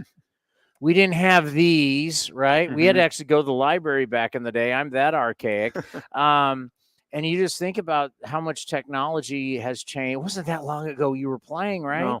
And it's changed so much. So just talk about how, when you talk to these players, that you see there's a difference in the players right now than just a few years ago when you were playing. Absolutely. I think it's a generational thing. I mean, I have young kids, and just seeing how much tablet time they have in school, and just, you walk into a clubhouse now and it's no longer necessarily guys around the table playing cards or dominoes. A lot of them are on their phones or on their personal Xboxes playing whatever game they're playing. And that's just not even on field technology. Then you have all of the other technological devices that are trying to help you get better on the field, like Rapsodo, TrackMan, Traject, iPitch, all these Edutronic, Kinetrax. I mean, it is countless ends of types of technology trying to help these players perform at the highest level, and it's being introduced at the little league level. So you have 8-9-year-olds sometimes hitting on a track or pitching on a TrackMan machine, and so it's fascinating how the game has evolved, and we just hope we can marry the two components to not go one way too far. I told a story not too long ago. Years ago at Candlestick Park, I was doing an interview with Ricky Henderson as a New York Met. Okay. And standing next to us, just listening to the interview, was Glenn Allen Hill smoking a cigarette. Like, you think of how different the game is, right? He's smoking a cigarette right there, listening to the interview, and we're, he knows Ricky Henderson, one of the greatest players. I'm like, how different the game is today. It's insane. All the new rules, I think for us covering the game, it was like right on games. You go home earlier. Hey, I got to talk after the game. If you can speed this thing, I mean, I'm on hours before the game. After, you can speed it up, but I mean, just the stolen bases. Just now that you look back on it, how do you think it went for the players?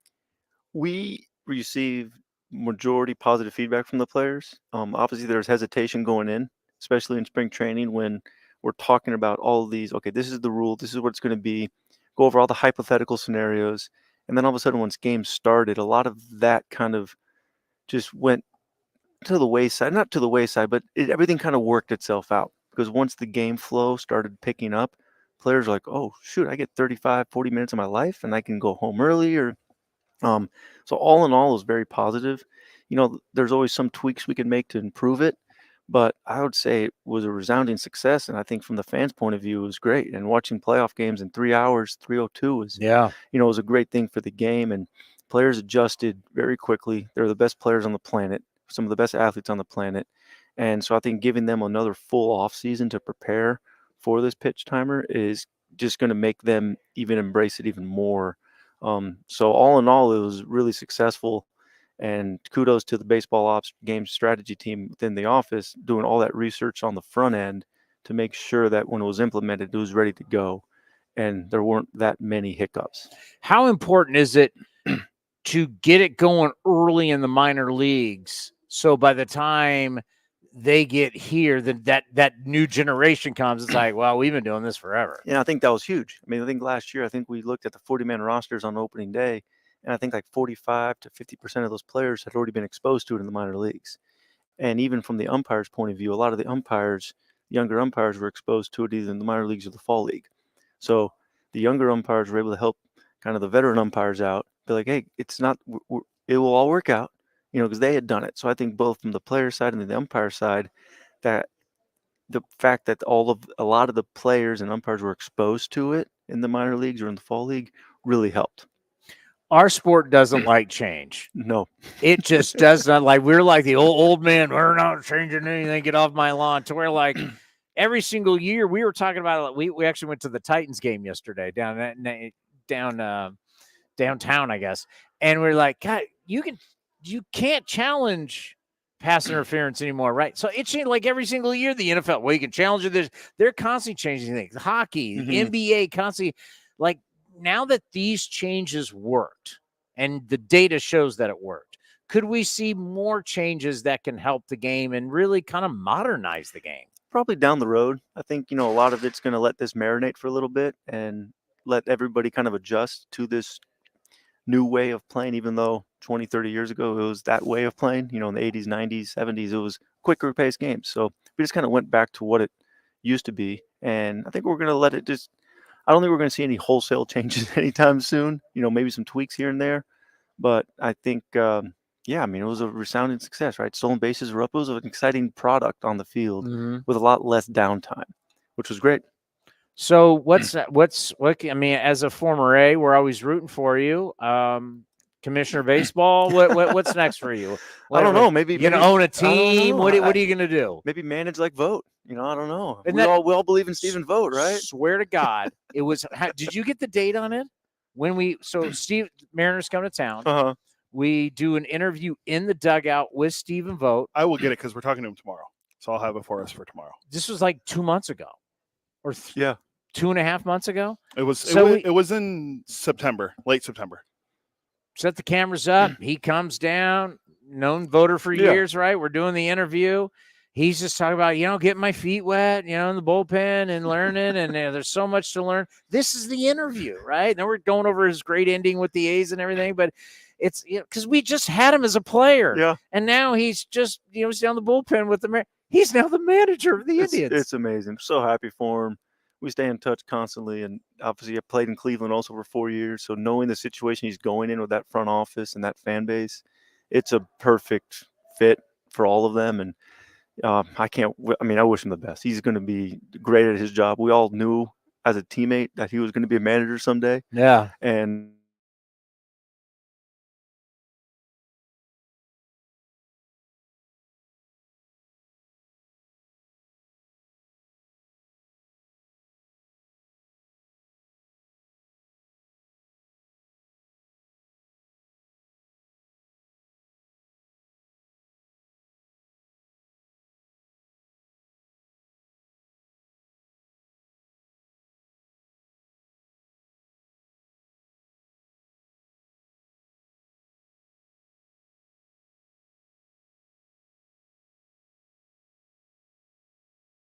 option down after one of his all-star years, start opening day with Oakland.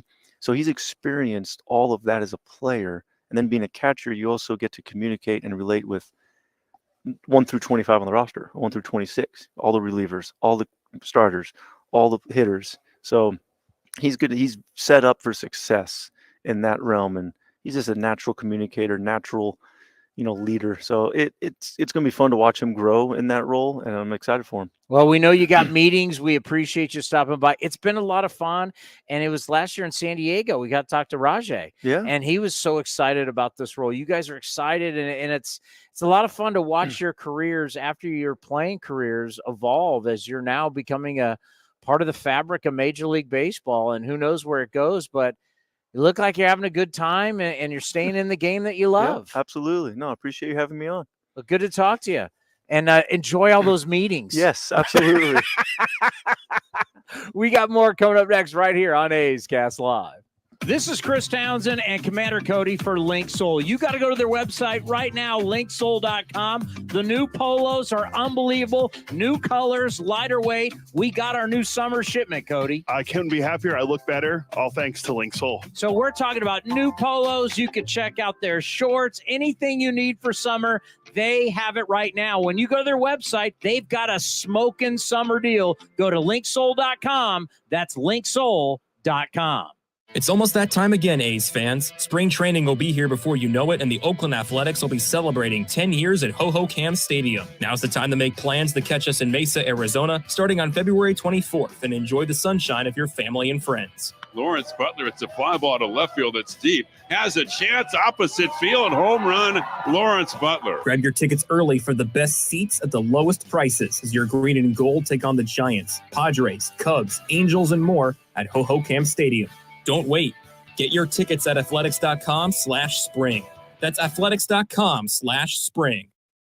Hey, it's Eno Saris, your friendly neighborhood baseball scribe. There are two things I love, baseball and beer. When I'm not busy around the ballpark, you'll likely catch me back with a cold one at any of Fieldwork Brewing's 8 locations sprinkled across the Bay Area. Fieldwork's got a rotating lineup of over 20 beers on tap that's as diverse as any 26-man roster. They got everything from super juicy hazy IPAs to crisp pilsners and tropical sours that make your taste buds do the wave. Whether you're all about that draft life or prefer to grab some cans to go, Fieldwork's got your bases covered. Check them out at fieldworkbrewing.com to learn more. That's fieldworkbrewing.com. Thanks to the Xfinity 10G network, my little brother's friends won't leave our house. When I was their age, internet with basically no interruptions was a pipe dream. You sound like my grandpa.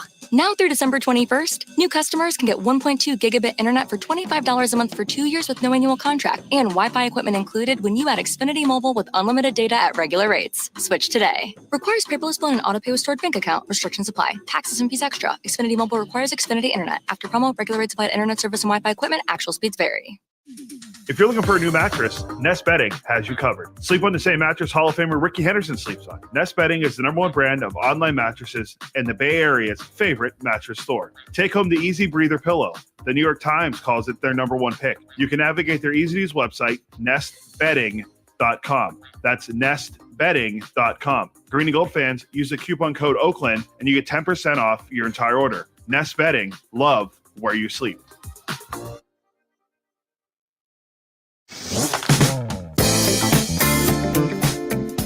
Former Rookie of the Year and A's first base coach Bobby Crosby joined A's Cast Live to talk about his growth as a manager at Midland. I wouldn't say there's a lot except for just learning the game more. I mean, there's always different personalities that you're going to get. You talked about Wash. A lot of the stuff I do came from him. It's a passion. It's about the players. It's not about myself. I had my time playing. That was great. Now it's about them. So I pour everything into them. What do they need? It's not about what I need. And I've tried to do that from when I first started coaching. Managing, there's always, there's different facets of the game. The running game, which I really didn't have to worry about as a shortstop that I've learned. And you get different personalities. Last year we had a tight-knit group that knew each other because there was a lot of repeat guys. And this year we've had, uber talented guys come up, but they weren't a part of that same group. So it's how do we form these guys into all believing the same thing and being under the same umbrella and believing in each other. So there's always certain different things that are going to come up that are going to help me grow as a coach. Whatever happens with me coaching wise, that's great. And I would love to coach in the big leagues and manage in the big leagues. And I think that'd be a blast. You can watch the full interview at youtube.com/athletics or listen at athletics.com/A'sCast.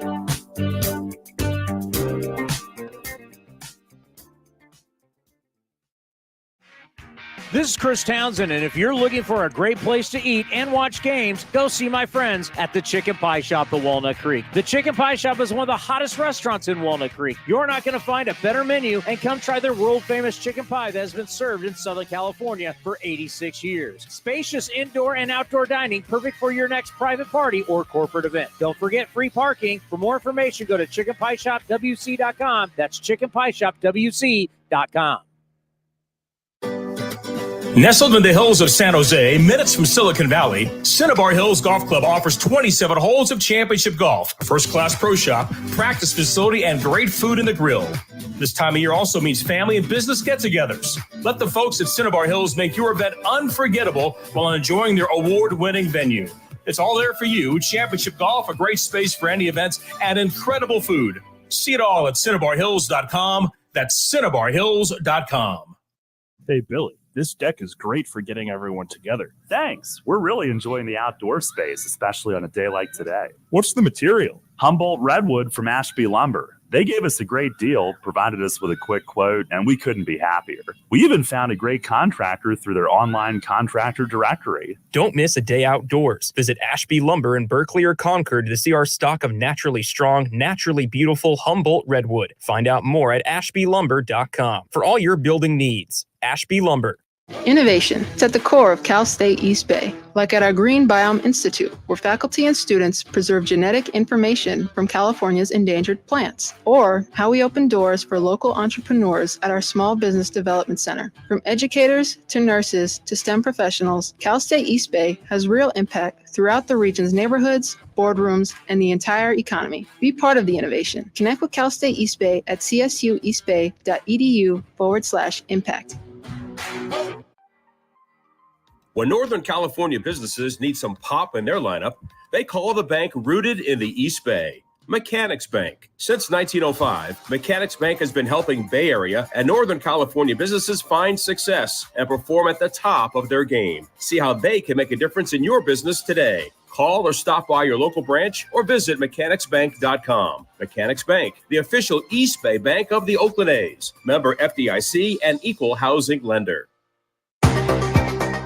Unlock offers and receive exclusive in-game features by downloading the MLB Ballpark app for iPhone and Android today. Plus, get the latest information on game times, schedules, and more.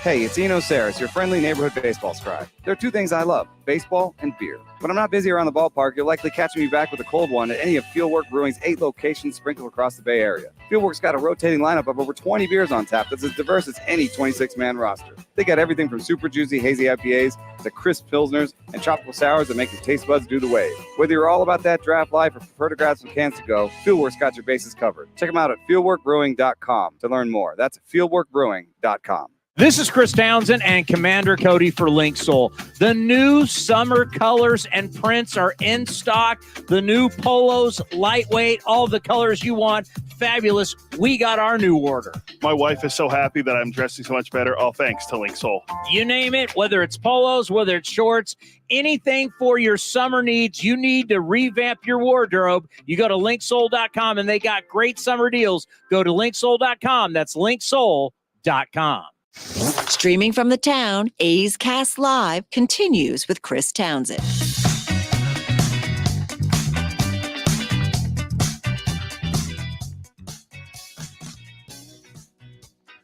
All righty. Fascinating. It really is. Can you turn me down just a little bit? Dan Otero, we were just off the air right now talking, and what's really cool about how much time do we got and where are we? So we're now going to get to the point where we got a ton of guests coming, so we got about 8 minutes or so before we take a break, and then get a set up for Matty V at 11. Matt Vasgersian. Okay, so Dan was telling us just all the different stuff that he is involved in, that they are even like the architects for the A's new design of their new stadium, they're involved in. They're involved in everything that has to deal with players. And then he was just telling me off the air, because we were talking about retractable roof versus not having a retractable roof. And these retractable roofs, they control base. So there's protocol that the teams have during this regular season for retractable roofs, because you wonder why, like, we go play Texas during the year, right? Roofs never open. But all of a sudden, you get to the postseason, and now the roof's open. Well, why is that? Well, it's because baseball wants the roof open. The Rangers don't want the roof open. So it's kind of like, well, why do you build retractable roofs if you never want them open? Arizona never opens their roof during the regular season. I have no idea why. I don't know if it's cost. Does it cost more money to move the roof? What? Because I don't know why. I'm not in the architectural baseball, football, because I know some of these football, like in Arizona, the Cardinals, they have an opening to their roof, and they have a whole thing that they do before the game. They play dun dun dun, and the roof starts to go like this, and everybody starts clapping and going nuts as the roof's going open. So they do that before Cardinal games. So I don't know if it's a cost thing. I don't know why. I guess we'd have to talk to stadium operations for those facilities, but I don't know why these retractable roofs in baseball, like Toronto, they're like hardly ever open. But when it comes to the postseason, baseball's like, open it. It's always weird, because that was the thing with the World Series. Now, baseball, according to Dan, baseball doesn't have full control over that, because there are protocols. There's weather protocols. It's got to be within certain degrees, whatever, but baseball can be very pushy about it and be like, open the roof. So all of a sudden, the roof's open in Texas. I mean, you had a World Series where you had two teams that had retractable roofs, that during the regular season, we don't go down to Arizona much, but whenever I turn on our friends at NBC Sports Bay Area and watching my Snakes take on the Giants, as everybody knows, I'm a Torey Lovello honk. I love Torey.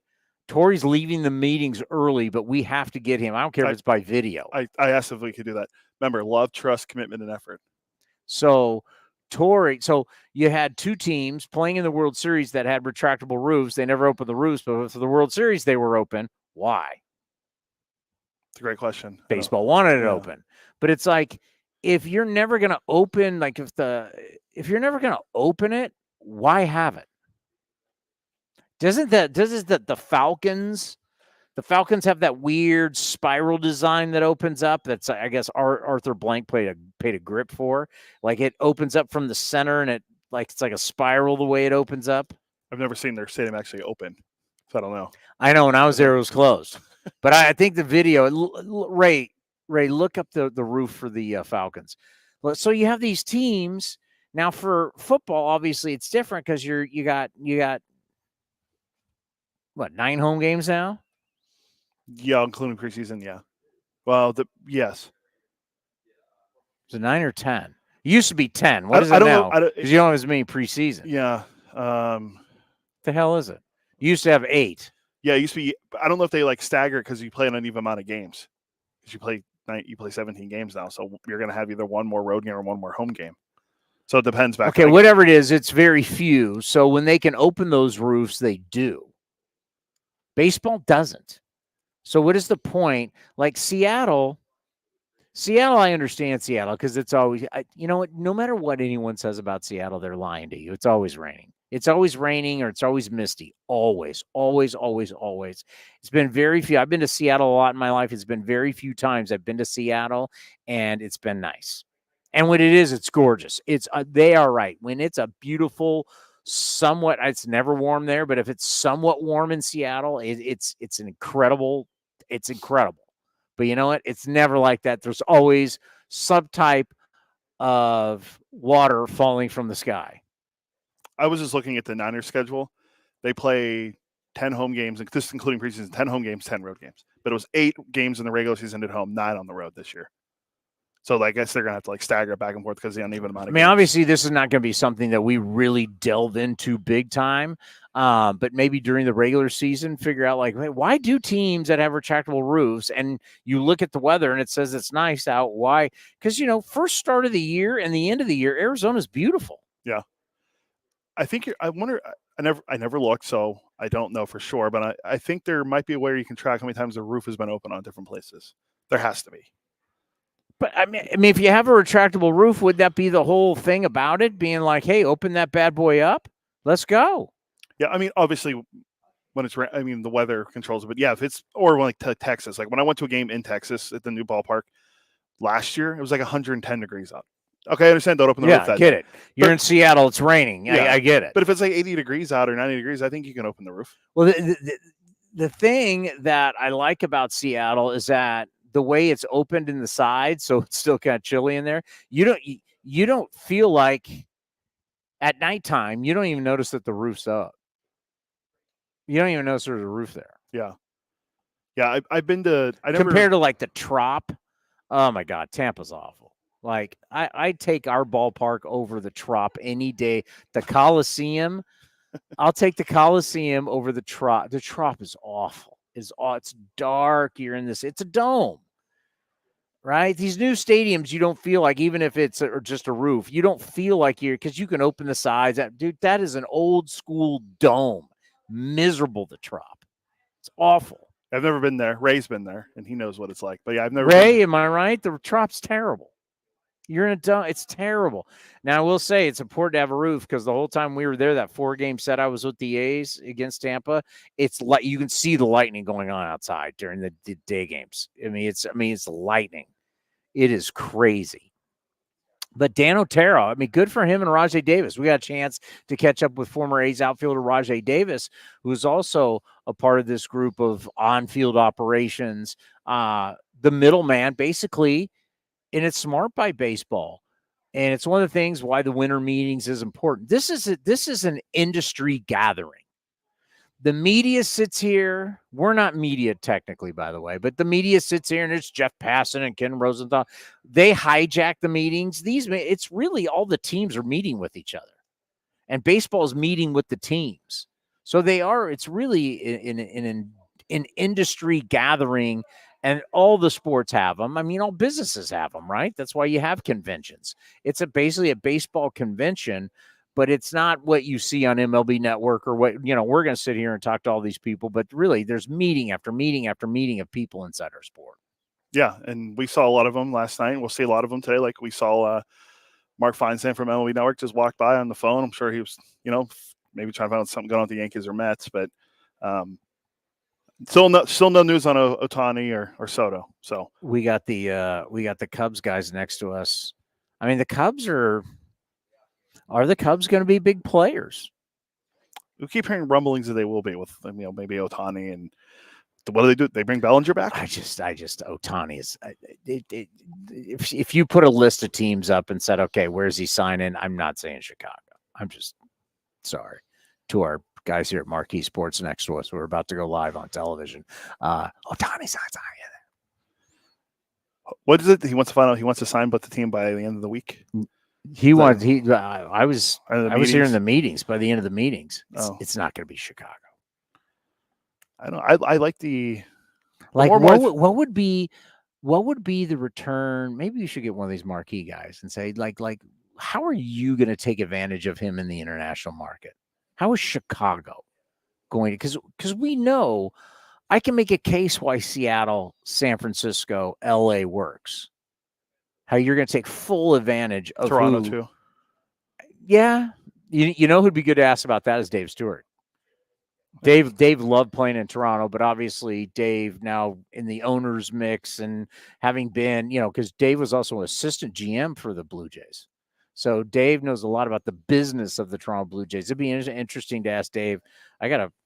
We will have Dave Stewart at some point. I've been texting back and forth with him.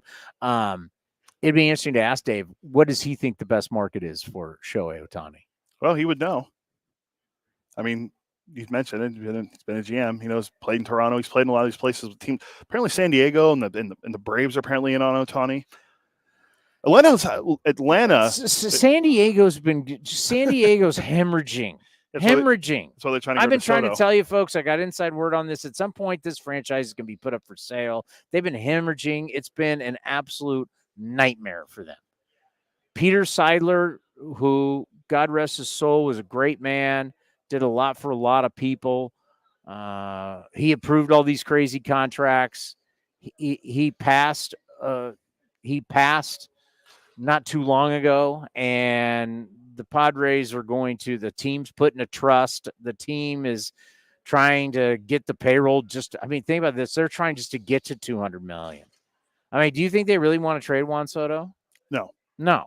But Soto's going to cost an arbitration like $33 million this year. They need to get rid of him. Why? Because they have overspent. This whole thing when fan bases just spend to spend. We want you to spend. Spend to spend. That's what the Padres did. How'd it work out? No, not great so far. No, Bob Melvin, by the way, former Padre manager and San Francisco Giant manager, is going to join us. Oh, we always got to find out when we're going to have old Bobby on. Old Bobby, you keep looking over at the shoulder like because I'm waiting to see if Matty V. I want us to go to break so we get set up for him. Okay, Matt Vasgersian from MLB Network will join us next right here on A's Cast Live. Hey, it's Eno Saris, your friendly neighborhood baseball scribe. There are two things I love, baseball and beer. When I'm not busy around the ballpark, you'll likely catch me back with a cold one at any of Fieldwork Brewing's 8 locations sprinkled across the Bay Area. Fieldwork's got a rotating lineup of over 20 beers on tap that's as diverse as any 26-man roster. They got everything from super juicy hazy IPAs to crisp pilsners and tropical sours that make your taste buds do the wave. Whether you're all about that draft life or prefer to grab some cans to go, Fieldwork's got your bases covered. Check them out at fieldworkbrewing.com to learn more. That's fieldworkbrewing.com. This is Chris Townsend and Commander Cody for Link Soul. The new summer colors and prints are in stock. The new polos, lightweight, all the colors you want. Fabulous. We got our new order. My wife is so happy that I'm dressing so much better. All thanks to Link Soul. You name it, whether it's polos, whether it's shorts, anything for your summer needs, you need to revamp your wardrobe. You go to linksoul.com and they got great summer deals. Go to linksoul.com. That's linksoul.com. If you're looking for a new mattress, Nest Bedding has you covered. Sleep on the same mattress Hall of Famer Ricky Henderson sleeps on. Nest Bedding is the #1 brand of online mattresses and the Bay Area's favorite mattress store. Take home the Easy Breather pillow. The New York Times calls it their #1 pick. You can navigate their easy-to-use website, nestbedding.com. That's nestbedding.com. Green and Gold fans, use the coupon code Oakland and you get 10% off your entire order. Nest Bedding, love where you sleep. Thanks to the Xfinity 10G network, my little brother's friends won't leave our house. When I was their age, internet with basically no interruptions was a pipe dream. You sound like my grandpa. Now through December 21st, new customers can get 1.2 gigabit internet for $25 a month for 2 years with no annual contract and Wi-Fi equipment included when you add Xfinity Mobile with unlimited data at regular rates. Switch today. Requires paperless bill and autopay with stored bank account. Restrictions apply. Taxes and fees extra. Xfinity Mobile requires Xfinity internet. After promo, regular rates applied internet service and Wi-Fi equipment. Actual speeds vary. If you're looking for a great place to eat and watch games, go see our friends at the Chicken Pie Shop of Walnut Creek. The Chicken Pie Shop is one of the hottest restaurants in Walnut Creek. You're not going to find a better menu, and come try their world-famous chicken pie that has been served in Southern California for 86 years. Spacious indoor and outdoor dining, perfect for your next private party or corporate event. Don't forget free parking. For more information, go to chickenpieshopwc.com. That's chickenpieshopwc.com. Nestled in the hills of San Jose, minutes from Silicon Valley, Cinnabar Hills Golf Club offers 27 holes of championship golf, a first-class pro shop, practice facility, and great food in the grill. This time of year also means family and business get-togethers. Let the folks at Cinnabar Hills make your event unforgettable while enjoying their award-winning venue. It's all there for you. Championship golf, a great space for any events, and incredible food. See it all at CinnabarHills.com. That's CinnabarHills.com. And the underdog Oakland Athletics win their first championship since they were in Philadelphia in 1930. Hi, I'm Raleigh Fingers, Hall of Famer, 3-time World Series champion with the Oakland A's and World Series MVP. Winning takes teamwork, skill, and heart. So when you need an ace for a personal injury lawyer that will win you the game, go with the winning team. Call Venardi Zerata at 833-VZ-FOR-ME or go to vzlawfirm.com. Venardi Serrata, the official injury law firm of the Oakland A's. Like sports, business is about winning. Championship decisions are business decisions based on what it takes to help your company win. And that's why there's UBO Business Services, specializing in helping you win every day by streamlining workflows, managing documents, and providing the best-in-class office technology. Make your championship decision with UBO Business Services. Visit them at ubeo.com. That's ubeo.com. If you're looking for the latest green and gold gear for the 2023 season, then look no further than athletics.com/shop for your officially licensed gear. That's athletics.com/shop.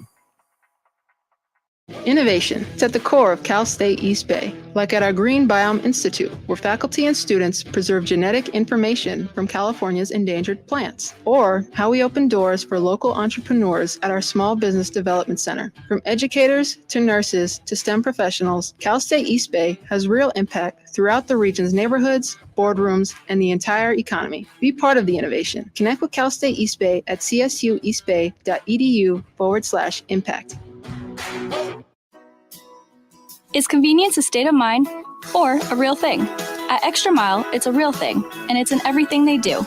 The stores are spacious, organized, clean, and well lit, so you can get in quickly, get what you need, and keep going.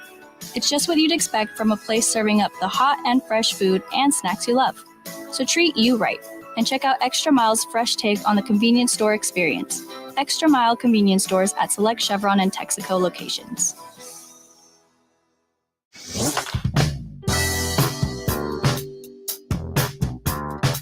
A's first base coach Bobby Crosby was on A's Cast Live and discussed what he learned as a coach in the A's minor league system.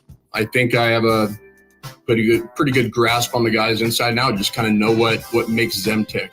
And I'm sure, and when everything I heard about Bob as a manager, that's what the players loved him. And the players can see through somebody who's fake, someone who cares about themselves and doesn't care about them as a person. The playing side is great. You're going to help a guy out. But, yeah, I mean, guys come in and talk to me about what's going on personally, what's going on in their life. And a lot of times I know already. I kind of dive into that side with them, and I consider a lot of my friends. There's a line there where they know it's Manager Bob, but it's also, I'm talking about myself, Manager Bobby. And then also, when it's time to play, it's time to play. But outside of that, I'll hang out with them all. I'll enjoy time with them and really get to know them. They know, I believe they know that I truly care about them as a person. And if baseball's their passion, which it is for most of them, that's what I really try to dive in on. How can I help them get to their goals to get into the big leagues? So yeah, but it's more than just writing the lineup out. It's really diving into who the person is and what makes that person tick. You can watch the full interview at youtube.com/athletics or listen at athletics.com/A'sCast.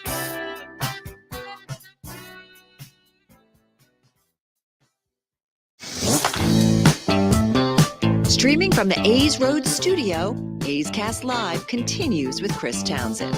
Matty V, Matt Vasgersian, longtime Bay Area, grew up, born and raised. Here, Chris. Yeah, distractions. You got to keep your game on because it's early in the meetings, right? So we started 9 a.m. No one's here. Then all of a sudden, I'm sitting here. Cody can't stop looking at everybody, so I always feel like someone's coming around my shoulder. Right.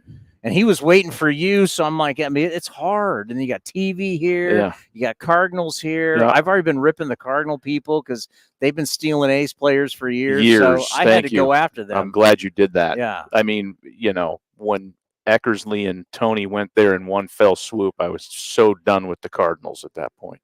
They did. They poached all that whole run of guys. McGuire. I mean, we don't have to go through it again. Like Carney Lansford was on the staff. He was, I mean, it's crazy. So if there is a brouhaha between KMOX and A's Cast, you'll understand.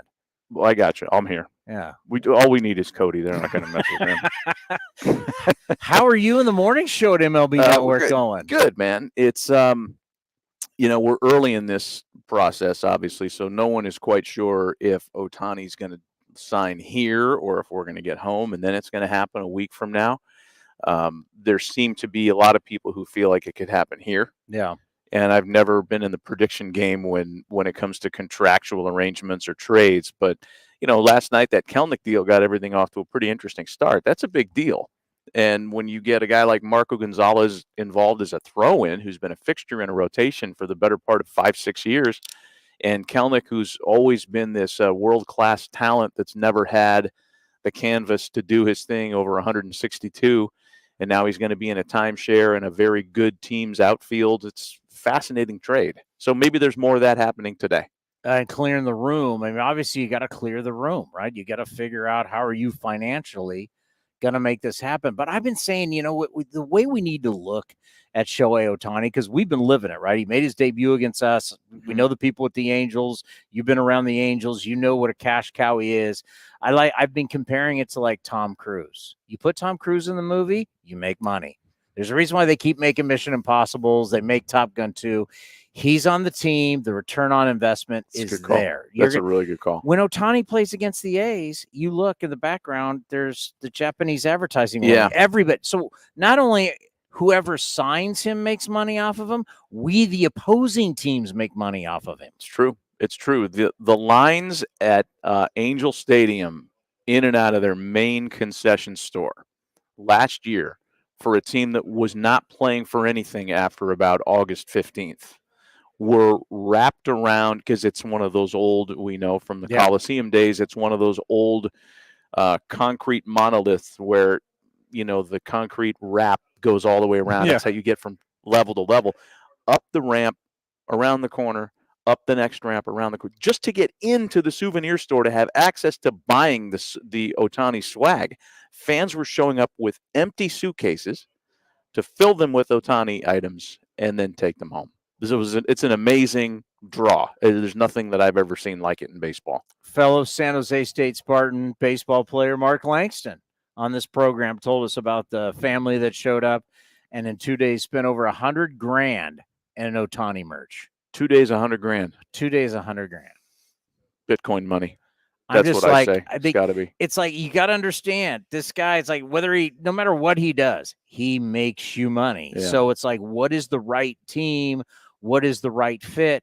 I have thought, I said it, I still kind of think it. The minute he got hurt, kind of brought the Angels back into play. He knows the staff. They know him. He knows the medical staff. They're going to have the kid gloves. He won't be rushed back in any way, because it's going to be hard not to rush it. If you give somebody $500 million, it's going to be tough not to. Yeah. I hear what you're saying, and I felt the same way at the time too. But upon second thought, is it crazy to think that? I don't think there's a discount coming. If that's what the thought was, that no. I think that you'll pay full price. Okay. I just think this is where he's comfortable. Living in Orange County doesn't suck. Right. If he was 100% healthy as a pitcher and a player, I think no chance. But now I think there is a chance. It might have brought the market back to the Angels a little bit, but I've gone back and forth on how I feel about where he's going to land. Because at first I was staunch in my assertion that geography mattered, that it was going to be a West Coast team. He had just bought a enormous compound in Hawaii, so he wants to be halfway between home in Japan and wherever his baseball home is in the States. He's not a big market guy. He doesn't need New York like Reggie Jackson did. And I think the creature comforts on the West Coast are going to be the same in a place like San Diego, Anaheim, LA, even San Francisco, as they would anywhere else in that group. And I thought that mattered for him. The rhetoric we hear from his camp, because they're trying to make a market for all 30 teams, they're trying to bring everybody involved, is that geography doesn't matter, and that the Cubs are in play, and that the Mets are in play.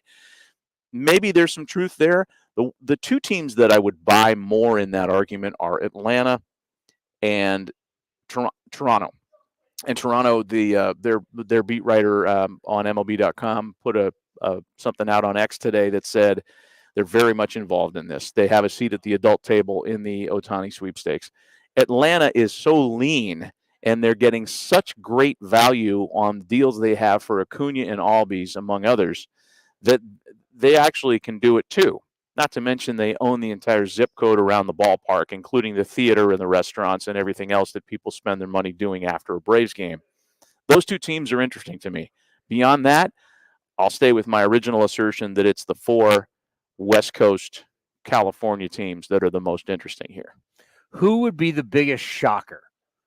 To me, I just don't see Chicago. Oakland A's? I don't. He tore us up. He loves sitting in that ballpark. Why wouldn't he want to play there? The biggest shocker among the teams that are really being talked about here. Yeah. Boy, I'd say the Red Sox would be a shocker just because of the impact he would have on that franchise. And I haven't heard a lot of smoke about the Red Sox being involved here.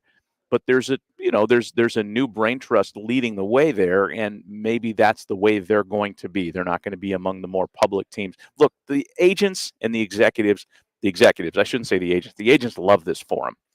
I don't think anybody that runs a team as a general manager or a president of baseball operations likes the idea that they have to walk through a lobby and encounter guys like you and I asking them questions. Yeah. They prefer doing it in private. That's why it's not like it was 30 years ago where the GMs and the managers were all hammered in the hotel bar every night. They're in their room conducting business privately. There was a time not too long ago where guys were unafraid to tip them back, and they're sitting at the hotel bar and they're ha he he and all that stuff. Now you get, you walk by with your cell phone and there's some, you got a bunch of empties on the bar, and guys got not a good look. Lampshade over his head. not a great look. Right. I saw Brian Sabian, the old Saby Sabes last night in the bar. I was like, hey, how you doing, Brian? But it was much more fun. Let's put it that way. I miss those days. Well, I think about how he is such a big investment. It's paralyzing because you can't really do anything until you know. So now it goes, because I'm still want to talk to you about Soto, like Juan Soto. I mean, this is a guy. Do you want to give up something for him now? Do you want to wait, just bid for him? I mean, but he's obviously at his age. You're buying his prime. Right. Mike Petriello did a really interesting article on MLB.com a couple of weeks ago trying to find similar cases on the free agent market as to Soto, a player who's in the same age of his career, player who had accomplished what he had with the same ability, the same upside, who is likely to be dealt with 1 year left on an existing trade and then re-sign someplace for huge money. And the best comp he came up with, and I do like this one, was Lindor. Right, he had 1 year of canvas left on his Indians deal. They trade him, and at the time, we all think that the deal stunk. We all think that what Cleveland got wasn't very good. It was pretty good. And then the Mets, because they're the Mets and they have the largesse financially that not many teams do, they were able to make him that huge princely offer and keep him there forever. That's probably what's going to happen with Soto. The acquiring team is going to be a big market, big money team. They'll be able to give him that big deal. They'll get it done before the season ends. And my personal guess is that it's going to be the Yankees. I mean, the need is striking for him there. His skill set plays with the short porch and left, like a left-handed power hitter. The Yankees have not had a left-handed power hitter for the last few years. How can that happen? Your ballpark is screaming for it. So I think the Yankees make sense. I know that those franchises have traded names and that the discussions have been ramped up here a little bit recently.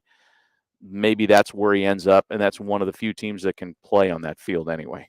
And the thing that, we're looking at, every single team's going to talk to you they need, and I know Dan O'Dowd was talking about this recently, just like, we got to find some guys who can throw some innings. Mm-hmm. I love that you throw 100 miles an hour, but I know you're going to blow out. That's the guys next to us. The Cardinals have done that. Dude, find me some guys. Yeah, if you're going to sign Lynn, you're going to get we need somebody like the A's. We're down here. We need innings. Yeah. You got to get 4,374 outs. That doesn't count extra innings. That's a lot. Good number. That's a lot of outs. You got to find guys. And that's the thing. This bullpenning thing was a disaster in San Francisco. I mean, there's so many, all these teams, like, once the big names go, teams got to find, do we have enough human beings to throw all these innings?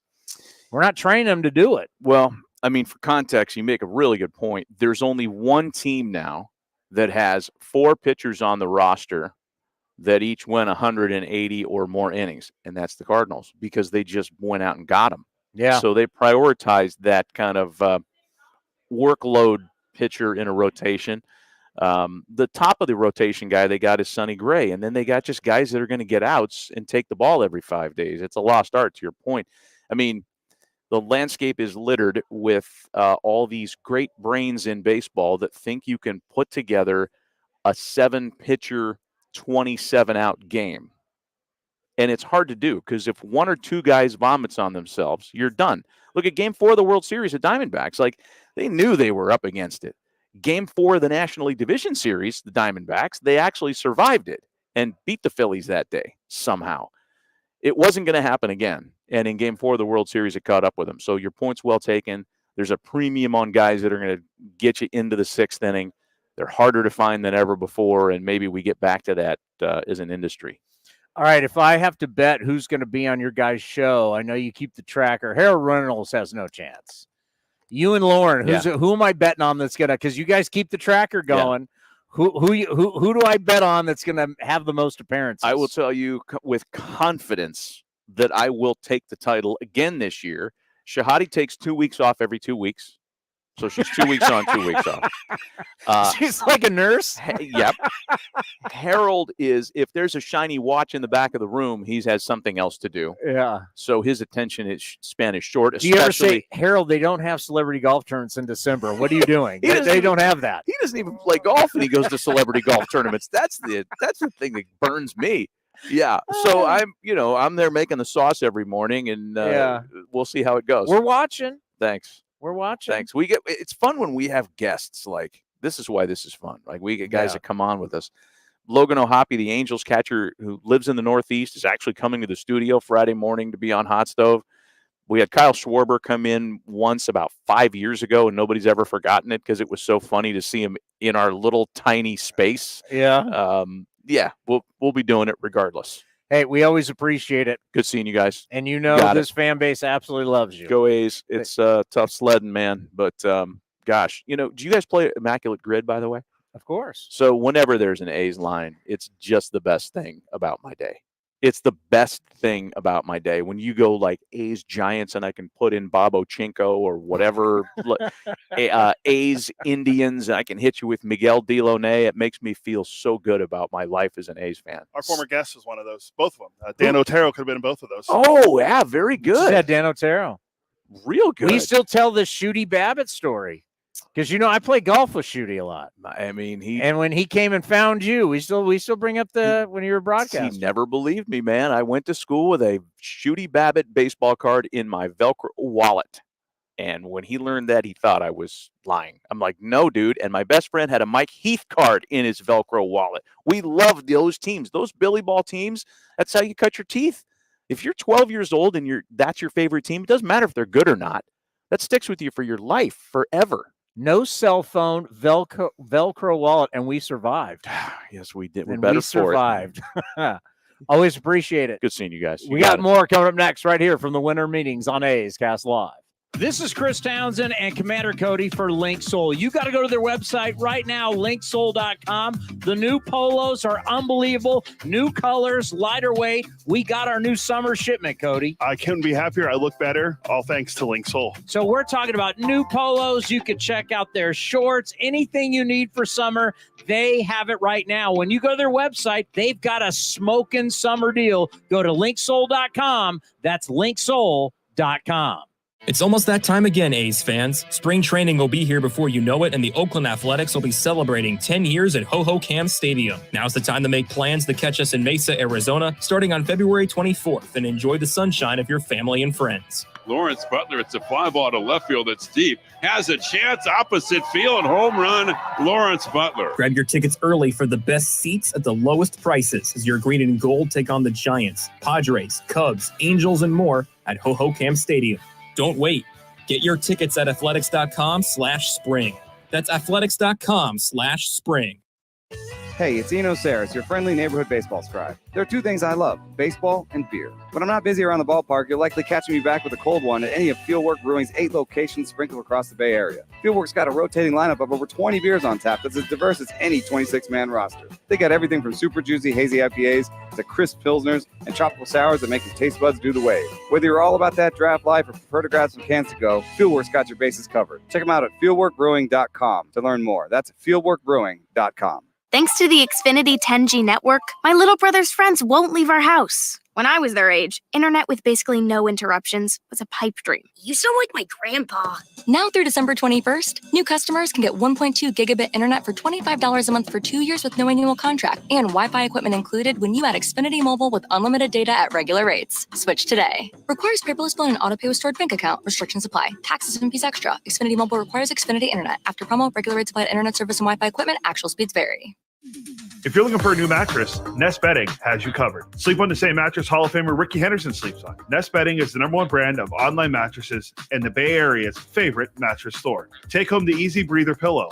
The New York Times calls it their #1 pick. You can navigate their easy-to-use website, nestbedding.com, nestbetting.com. That's nestbetting.com. Green and Gold fans, use the coupon code Oakland and you get 10% off your entire order. Nest Betting, love where you sleep.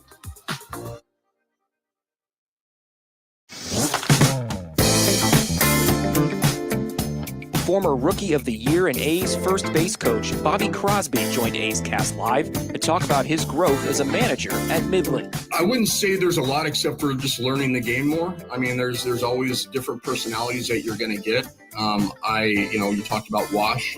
A lot of the stuff I do came from him. It's a passion. It's about the players. It's not about myself. I had my time playing. That was great. Now it's about them. So I pour everything into them. What do they need? It's not about what I need. And I've tried to do that from when I first started coaching. Managing, there's always, there's different facets of the game. The running game, which I really didn't have to worry about as a shortstop that I've learned. And you get different personalities. Last year we had a tight-knit group that knew each other because there was a lot of repeat guys. And this year we've had, uber talented guys come up, but they weren't a part of that same group. So it's how do we form these guys into all believing the same thing and being under the same umbrella and believing in each other. So there's always certain different things that are going to come up that are going to help me grow as a coach. Whatever happens with me coaching wise, that's great. And I would love to coach in the big leagues and manage in the big leagues. And I think that'd be a blast. You can watch the full interview at youtube.com/athletics or listen at athletics.com/A'sCast.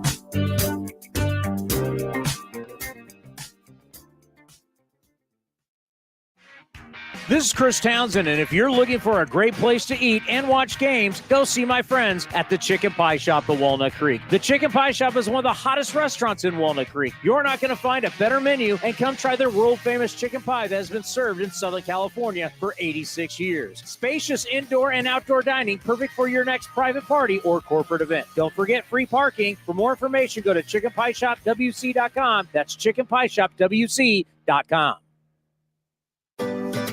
Nestled in the hills of San Jose, minutes from Silicon Valley, Cinnabar Hills Golf Club offers 27 holes of championship golf, a first-class pro shop, practice facility, and great food in the grill. This time of year also means family and business get-togethers. Let the folks at Cinnabar Hills make your event unforgettable while enjoying their award-winning venue. It's all there for you. Championship golf, a great space for any events, and incredible food. See it all at CinnabarHills.com. That's CinnabarHills.com. Hey, Billy. This deck is great for getting everyone together. Thanks. We're really enjoying the outdoor space, especially on a day like today. What's the material? Humboldt Redwood from Ashby Lumber. They gave us a great deal, provided us with a quick quote, and we couldn't be happier. We even found a great contractor through their online contractor directory. Don't miss a day outdoors. Visit Ashby Lumber in Berkeley or Concord to see our stock of naturally strong, naturally beautiful Humboldt Redwood. Find out more at ashbylumber.com for all your building needs. Ashby Lumber. Innovation is at the core of Cal State East Bay, like at our Green Biome Institute, where faculty and students preserve genetic information from California's endangered plants, or how we open doors for local entrepreneurs at our Small Business Development Center. From educators to nurses to STEM professionals, Cal State East Bay has real impact throughout the region's neighborhoods, boardrooms, and the entire economy. Be part of the innovation. Connect with Cal State East Bay at csueastbay.edu/impact. When Northern California businesses need some pop in their lineup, they call the bank rooted in the East Bay, Mechanics Bank. Since 1905, Mechanics Bank has been helping Bay Area and Northern California businesses find success and perform at the top of their game. See how they can make a difference in your business today. Call or stop by your local branch or visit mechanicsbank.com. Mechanics Bank, the official East Bay bank of the Oakland A's. Member FDIC and equal housing lender. Unlock offers and receive exclusive in-game features by downloading the MLB Ballpark app for iPhone and Android today. Plus, get the latest information on game times, schedules, and more. Streaming from the town, A's Cast Live continues with Chris Townsend. All right, right now I'm busy texting A's Hall of Famer Dave Stewart, giving him. I'm opening up the schedule for Stu, as he is here. And as we all know, he's trying to make the Nashville Stars happen. And he's going to make it happen. And Dave Stewart will be on this program. Good. He's here every day. He's here every day doing something. Well, it's been a while since we talked to Stu. Based on NBC, I'm assuming last time we talked to him. Who do we got next? Well, we're done at noon. We're done at noon? Oh, sorry. Noon our time, 10 on the West Coast. Oh, and then we're back. So we got what? How long do we have for lunch? Like 2 hours. We're not taping anybody in between today. Tomorrow we got voter. Yeah, because last time we were at the winter meetings, you didn't even allow me to get something to eat. Well, tomorrow it's voter and our good friend Anthony Castrovent, who we're taping in between there. We're going to tape both of them? The Castrovent, voters at 12:10 and then Castrovent is to 1:30. So we got plenty of time. I brought his book. Plenty of time to eat tomorrow. All right. And today. All right. Oh, that sucks. All right, never mind. By the way, where are you taking me to dinner? We never said it was here. I thought it was, because No. I said it was at the winter meetings. Oh, no, you just said we never set parameters on where the dinner would take I place. think the winter meetings would be a great place for you to pay off your bet of the Mariners not making the postseason. Speaking of the choking Mariners. Speaking of we're trading everybody off now. Speaking of the Mariners, Ken Rosenthal tweeted this while Matty V was on. Fallout from last night's Braves-Mariners trade. The Braves do not plan on keeping left-hander Marco Gonzalez, sources tell The Athletic. Expect to be part of another deal, destination unknown. What about Evan White? Didn't say anything about him. Yeah, he's going to get DFA'd. That trade, I mean, everybody's like, oh, man, the Mariners got hosed. It's like it doesn't, because the Mariners got some prospect kid who's hurt, some right-handed pitcher. I was looking at video of him. He throws hard. I don't know. Was he a Tommy John kid? He didn't pitch. He's never pitched. He was drafted in 2022. He's never pitched. Yeah, he was drafted in 2022. So he's only been out of college or high school since 2022. Well, he had all last year to pitch, and he didn't pitch. So you trade for a guy that didn't pitch and a 27-year-old nobody right-hander. Yeah. So Kowar was already traded once this offseason from Kansas City. He was in the deal that sent like Kyle Wright and all those guys. His career numbers are terrible. Yeah, he's 20. I think he's 27. No, but this whole right. thing is they're paralyzed because they got to get down. They got to get the money down. I mean, that's the bottom line. They got to get the money. Everybody has to make the finances try and work for Ohtani. So these teams right now are paralyzed. You're not going to go make any other financial commitments until you know whether you're in or not on Ohtani. And all these teams are claiming that they are all in, and they are going to spend as much as they'll spend what it takes to get him. So if you're in that mode, if you're in the mode that you're going to spend whatever it takes to get him, you're not going to be able to go cut a 3-year, $70 million deal with somebody else. All business is on hold until these teams, like think about the Yankees right now. The Yankees, okay, they were doing the Soto dance, and then they said, it's too pricey. Well, that's just all negotiations. And in reality, they know that the Soto deal is probably $400 million. Yeah, that sounds about right. Okay. So if you know the Soto deal's $400 million, but yet you still want to be in the Ohtani sweepstakes, well, that's $500 million.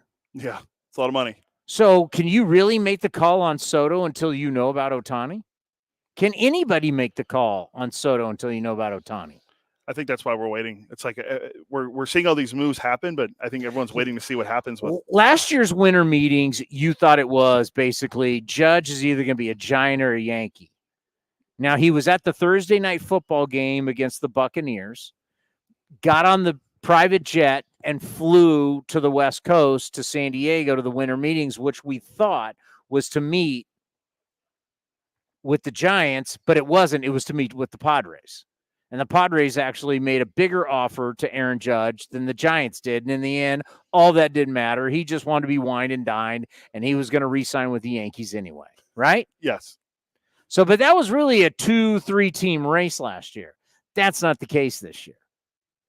This is a total. You have so many different teams that are in on this guy, and none of them are going to make any moves until until they find out what his deal is. Yeah. Now, Vasgersian brought up again, so that's twice now. We had Eduardo Perez and now Matt Vasgersian have both mentioned Toronto. Yeah, because I keep seeing that on X that Toronto could be a big player for him. Got to remember, man, they got big loot. The Blue Jays got big loot. I mean, they're putting in like $400 million to revamp. I still call it the Sky Dome because I'm a dinosaur, but yeah, I mean they got big money. Sportsnet, Rogers Sportsnet, they're all the cable. They're for the country. You got a country behind you. They got big money, and signing an international star like that in Toronto, and they're one of the great international cities, Toronto. Can't wait for him to hit a home run playing for the Blue Jays and he throws up the 6 symbol. Oh my God. All of a sudden, your boy Drake is now a Blue Jays fan because Ohtani signs. He's running around. He ditches the Raptors, and now he's all about the baseball because Ohtani. Well, once Taylor Swift's going to start hanging out there. Taylor Swift's going to start dating Ohtani? She's going to start going to Blue Jay games and just capture on everything, all the momentum in sports. Oh, God, that'd be the worst. That would be. But, I really never thought about that. I never really thought that the big player could be the Blue Jays. Yeah, because they're probably most likely not going to bring back Chapman, right? So no, because you know what? They know that Brian Kenny, my guy Brian Kenny, we got to get on him about that. His hard hit he hit 167 the last month. Second to last month, he hit 197. Where the hell are you getting these barrel? He has the best. It was the best hard hit rate and the second best barrel rate. Yet he hit like 207 for the last 5 weeks of the season. He was not 5 months of the season. He couldn't hit. He's Matt Chapman. We watched it. We saw it. He is so streaky, and he goes through those times where he flat out cannot hit. How do you go back-to-back months of hitting a $197 and then a $167, and you're trying to sell me on a barrel rate? Yeah, it's not good. That's what we do now when trying to sell players, because if their traditional numbers aren't great. Best defensive third baseman, there's no question. His athleticism, we love Matt Chapman. We got to know Matt Chapman real well, but Matt Chapman, bring up month to month on Chapman. I mean, it's crazy when you see how his first month he hit 370 something. After that, he was awful. Give me a second. I'm pulling it up here. Let's go to the old splits page. You can also look at his home and away splits too, because I think he was a better hitter. Just give me the months. You just see it's crazy how bad he was month to month. Okay. So we'll start with his great March/April where he hit 384. So he hit 384 in the first month, basically. 5 homers, 21 runs. Everybody's talking about, it's finally, this is where it's at. Oh my God, Matt Chat. And then watch this nosedive. It's unbelievable. So 5 and 21, that's homers and RBIs. So next month, May, 202 with 2 home runs, 7 runs batted in. You hit 380 in a month, and then drop the next month, you hit 202. Yeah, with 2 home runs and only 7 runs batted. You're not even hitting your weight that month. All right, third month. June, he hit 200. So you hit 380, and then the next month you hit 202, and the next month after that you hit 200. Correct. All right. The July, he surges to 247. 247, he's now like Tony Gwynn. All right, so then, but look how he finishes. It's unbelievable. August, 197, 1 homer, 6 runs batted in. 197, the last month? 167, 2 home runs, 4 runs batted in. And you're going to sell me on barrel rate and hard hit rate when you're hitting 167 and 200 and 202? And I mean, you're in. Get them.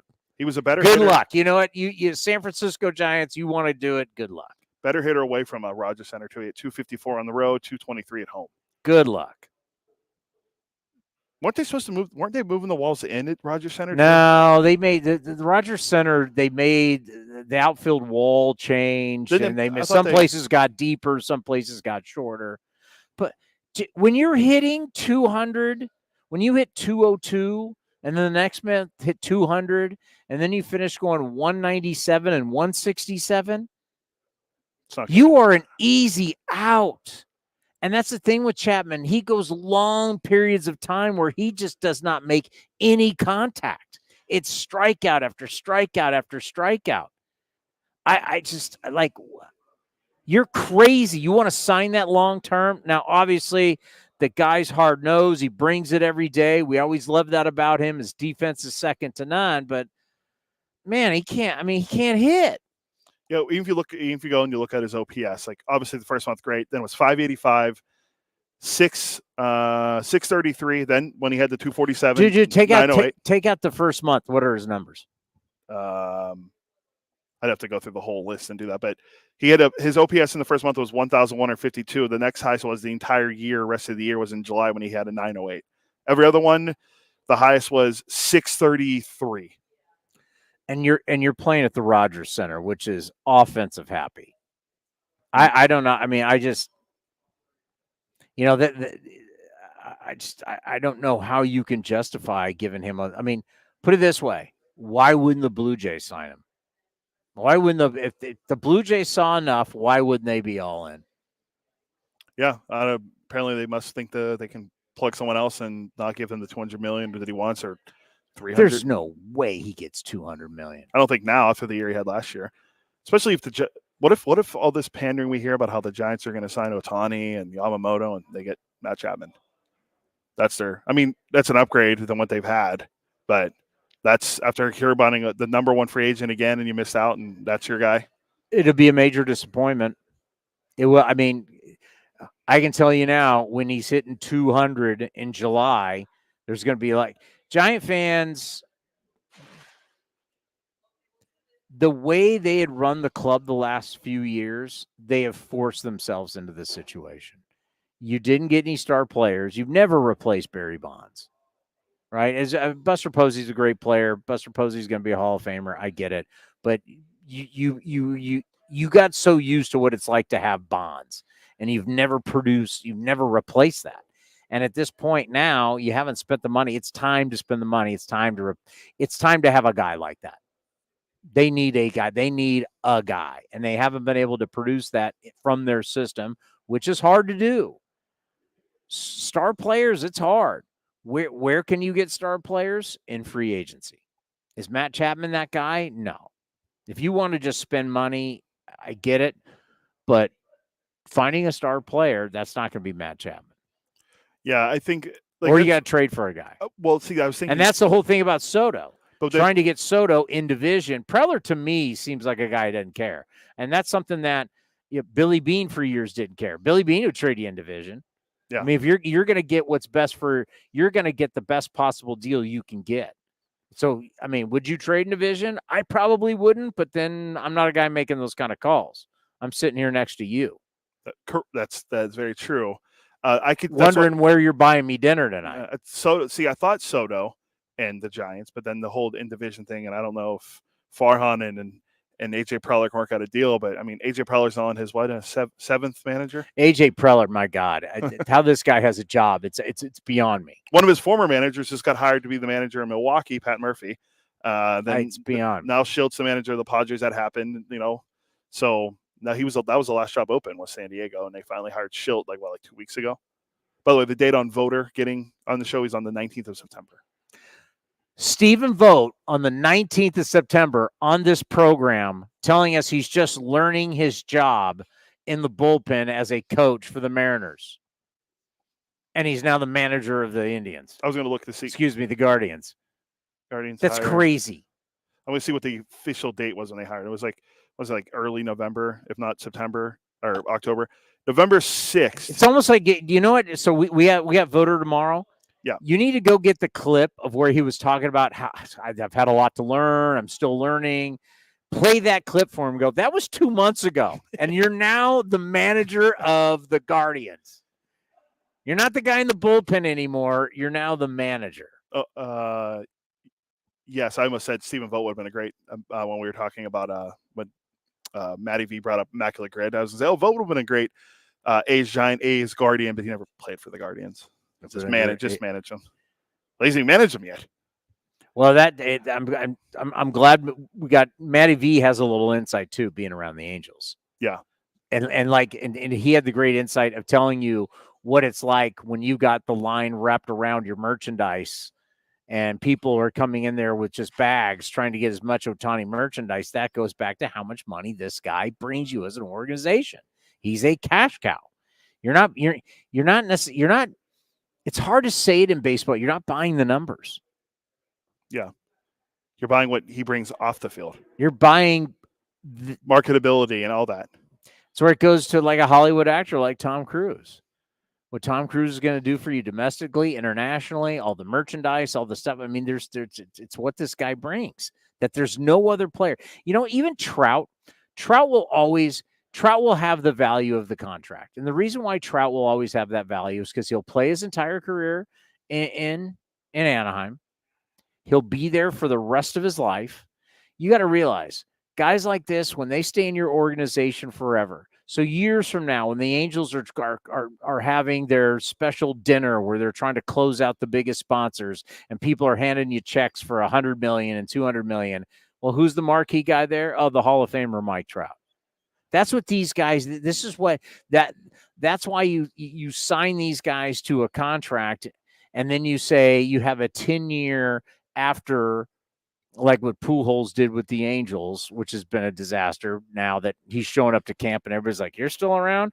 But that's the whole thing. It's like we sign you to a contract, and then after you retire, here's a 10-year service contract because you still mean so much. A guy like Trout will mean so much, like we've seen with Willie Mays. Willie Mays means a ton to the Giants. Whenever they have their big donors and they have their big sponsor, they're wheeling Willie Mays out. Willie Mays is still helping them close deals. And still, the Giants, it's Willie Mays. A player like that sticks with you forever. That's the value that they bring. So when people say, I'm not sure if Mike Trout's going to ever be worth the contract, Mike Trout will be there forever. I don't think Trout's going to leave. He's going to spend his entire career. Some point they'll get a new ballpark. He'll have the statue outside. Every opening day he's there. Every big event he's there. That's just how it will work. I was just going to ask you, more likely to happen. You remember when I just did the whole event with Jason Giambi in Comerica. So we did Comerica Bank, and I'm up there with Jason Giambi, and we don't even view Giambi as, even though he's now an A's Hall of Famer, we don't view him as the A's guy. And these guys from Comerica Bank, who's a sponsor, I'm up there, and they're hanging on every word he said. Yeah, I mean, he's... So just pick up. Kids like people my age. Did I even tell this story? About Jamie? I don't think so. So we did an event with Comerica Bank, and it was in the visiting clubhouse. And we're in there, and it's all the top guys at Comerica Bank, and it's a dinner, and they serve dinner inside the clubhouse. It was really cool. It was all, the lockers and everything were set up, and we talked with Jason Giambi. Giambi took questions from the crowd and everything. They loved it. So just think about what Mike Trout will be like years from now when you're having these big events with the big sponsors and you got Mike Trout there. That's why he's worth the money. It's just not how many home runs and stolen bases and MVPs and all that. Yes, winning World Series is what it's all about.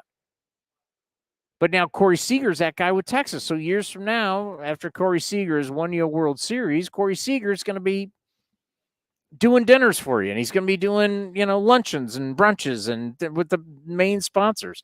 There's a reason these guys have this kind of value. I was just going to ask why do you think they're rolling Jerry Rice out at the 49er games constantly? Why? Because he's Jerry Rice. He's been at he's everywhere. These guys have great value well after they play. I was going to ask you more likely to happen. Steph Curry is going to be rolling around talking to Warriors. Joe Lacob will have Steph Curry helping close deals and going to dinners and playing golf and doing all this stuff with sponsors for years after Steph Curry's career is over. So the talk of him being a Hornet, you don't think is going to happen? Only you're talking about that.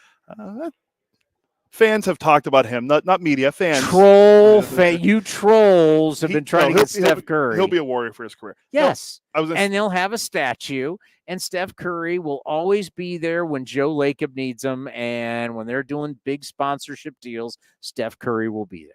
That's what all-time greats do for your organization. They live. It's like when we were right before the great Al Kaline passed away, and we were in Detroit. I don't think Dallaire even knows the story. I've told a story about where Al Kaline came into the booth, and you're like, oh, my God. I mean, Al Kaline was always there. He's Mr. Tiger. He was always there. He was on the payroll. From prom to the big leagues. He was Al Kaline. a guy like that continues to help you make money. I mean, so that's where you got to weigh this kind of stuff in when you think about these. So everybody just wants to look at numbers of what the player's going to do. These franchise guys go way beyond that for years. But that's what business people think. Here at the winter meetings, we're going to sit here and go down his data and we're going to look at everything. And yes, that's all important. But when you're making a financial commitment like what we are going to see, you're thinking beyond. He's beyond them. I know there's been shows before beyond the numbers. He's beyond the numbers. Well, I was going to ask you, more likely to happen. Ohtani signs with He's the bank account is what he is. Ohtani signs with the Giants. Trout gets traded to the Phillies. Who? What? What's more likely to happen? Ohtani signs with the Giants, or Trout gets traded to the Phillies. Trout's not getting traded. Yeah, I think more likely Ohtani can sign with the Giants, because although I've been seeing people link Trout to the Phillies for some reason this offseason. Trout understands the value of staying with one organization his entire career. He's not changing. He's going to stay. He's going to be the statue guy. He's made that commitment. That's where it's at. Well, I mean, for my wife's sake, I hope he stays with the Angels. That's just where it is. And that's hopefully where we will get at some point, where we have a player like that. But you know what, though? There's not a lot of players like that. No. Like, the funny thing, it's like when I've taken so many phone calls over the years about it where we said, we don't keep the player. Who keeps their players? If you go back in the history, go back into time. How many people stay with one organization their entire career? There's not many players. Yeah, like if you look back recently, like Jeter's one, Joe Mauer. I guess David Wright was Mr. Met. But like other than that, like a lot of guys move around free agencies. You had Kirby Puckett. I was even thinking more like in the last 10, 15 years. I mean, you had Tony Gwynn, you had Cal Ripken, you had Robin Yount, but there's not a lot. I mean, we had over 20,000 players. How many guys? I mean, Willie Mays played for the Mets. I mean, we look at the Giants always talk about, they're like, hey, Willie McCovey, for God's sakes, was an A. Very true. So it's like, thinking that guys stick around their entire careers, it is very, very rare to have one player have a and let's say a Hall of Fame career and stay with one team. A Hall of Fame career. Wasn't Tom Seaver a Red? Yeah, it was a Tom Seaver when he won his 3,000th game. He was a White Sox. Yeah. So yeah, Randy Johnson won his 300th game with the Giants. That's correct. I mean, Nolan Ryan. What is the thing? Nolan Ryan pitched in the most innings for the Angels. Something about the Astros, but then went into the Hall of Fame as a Ranger. Yeah, probably the most strikeouts as an Astro, obviously, but. I think it's the most games pitched or whatever, most innings pitches with the Angels, something. But the team he did not pitch the most for is whose cap he wears in the Hall of Fame. Isn't speaking of Hall of Fame, doesn't the Hawk want to change his cap in the Hall of Fame? He wants to move from the Expos to the Cubs, I think. Yeah. Steve Carlton got his 4,000th strikeout as a Giant. Wow, that's good knowledge. I did not know that. That just tells you, wait, he wasn't with the Phillies? Yeah. He is a statue. Yeah. By the way, we haven't brought up today? Our guy got into the Hall of Fame. Smoking Jim. Ray said he has to go up. He should do the Hall of Fame speech shirtless. I said, no, he has to have a cigarette in his mouth. Oh, he's got to have spikes on and a cigarette in his mouth. Jim Leland, who we have developed a great relationship on this program. We've had him on how many times? Probably like 5 or 6. Oh, yeah. Smoking Jim. Jim Leland, truly, you want to talk about baseball lives, a baseball lifer, not a guy that played in the big leagues. I mean, Jim Leland, who, really Tony La Russa helped give him a great opportunity. Obviously, they're very, very close. Winning the World Series with the Marlins. Great years with the Tigers. Great years with the Pirates. Was a winner, no question about it. Started winning a little bit with Colorado. Jim Leland going into the Baseball Hall of Fame, got elected, got the 75%. Very happy for him because Jim Leland, I mean, obviously we're a little biased because the relationship we've established with him on this show, but Jim Leland, just the ultimate classic. Happy for him. Gonna get into the Baseball Hall of Fame. Yeah, so the Marlin, is going as a Marlin, won the World Series there. I don't know. Do managers have to have a... I don't know. I don't know how it works for managers. But if you had to, would he go as a Marlin, Pirate, or Detroit? I mean, the success he had in Pittsburgh. Yeah, You're just trying to fit. You know what? You're just trying to fish Pittsburgh. That's all. The fish that saves Pittsburgh. What was that the movie? Yeah, wasn't it with Kareem? Somebody posted it on X yesterday. Was, do you have to play this entire speech for Jim Leland's Hall of Fame speech? It was him ripping Barry Bonds at spring training. Oh, that is the best.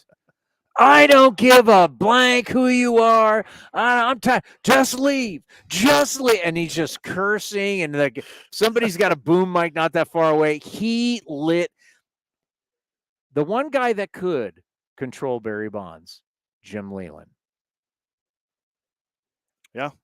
He lit up Barry Bonds. I've had it. He was screaming, I've had it. He was done listening about the contract. He was done listening to Bonds complain because Bonds, as we know, is really hard to deal with. He is really, really hard to deal with. Leland had enough. But you know what?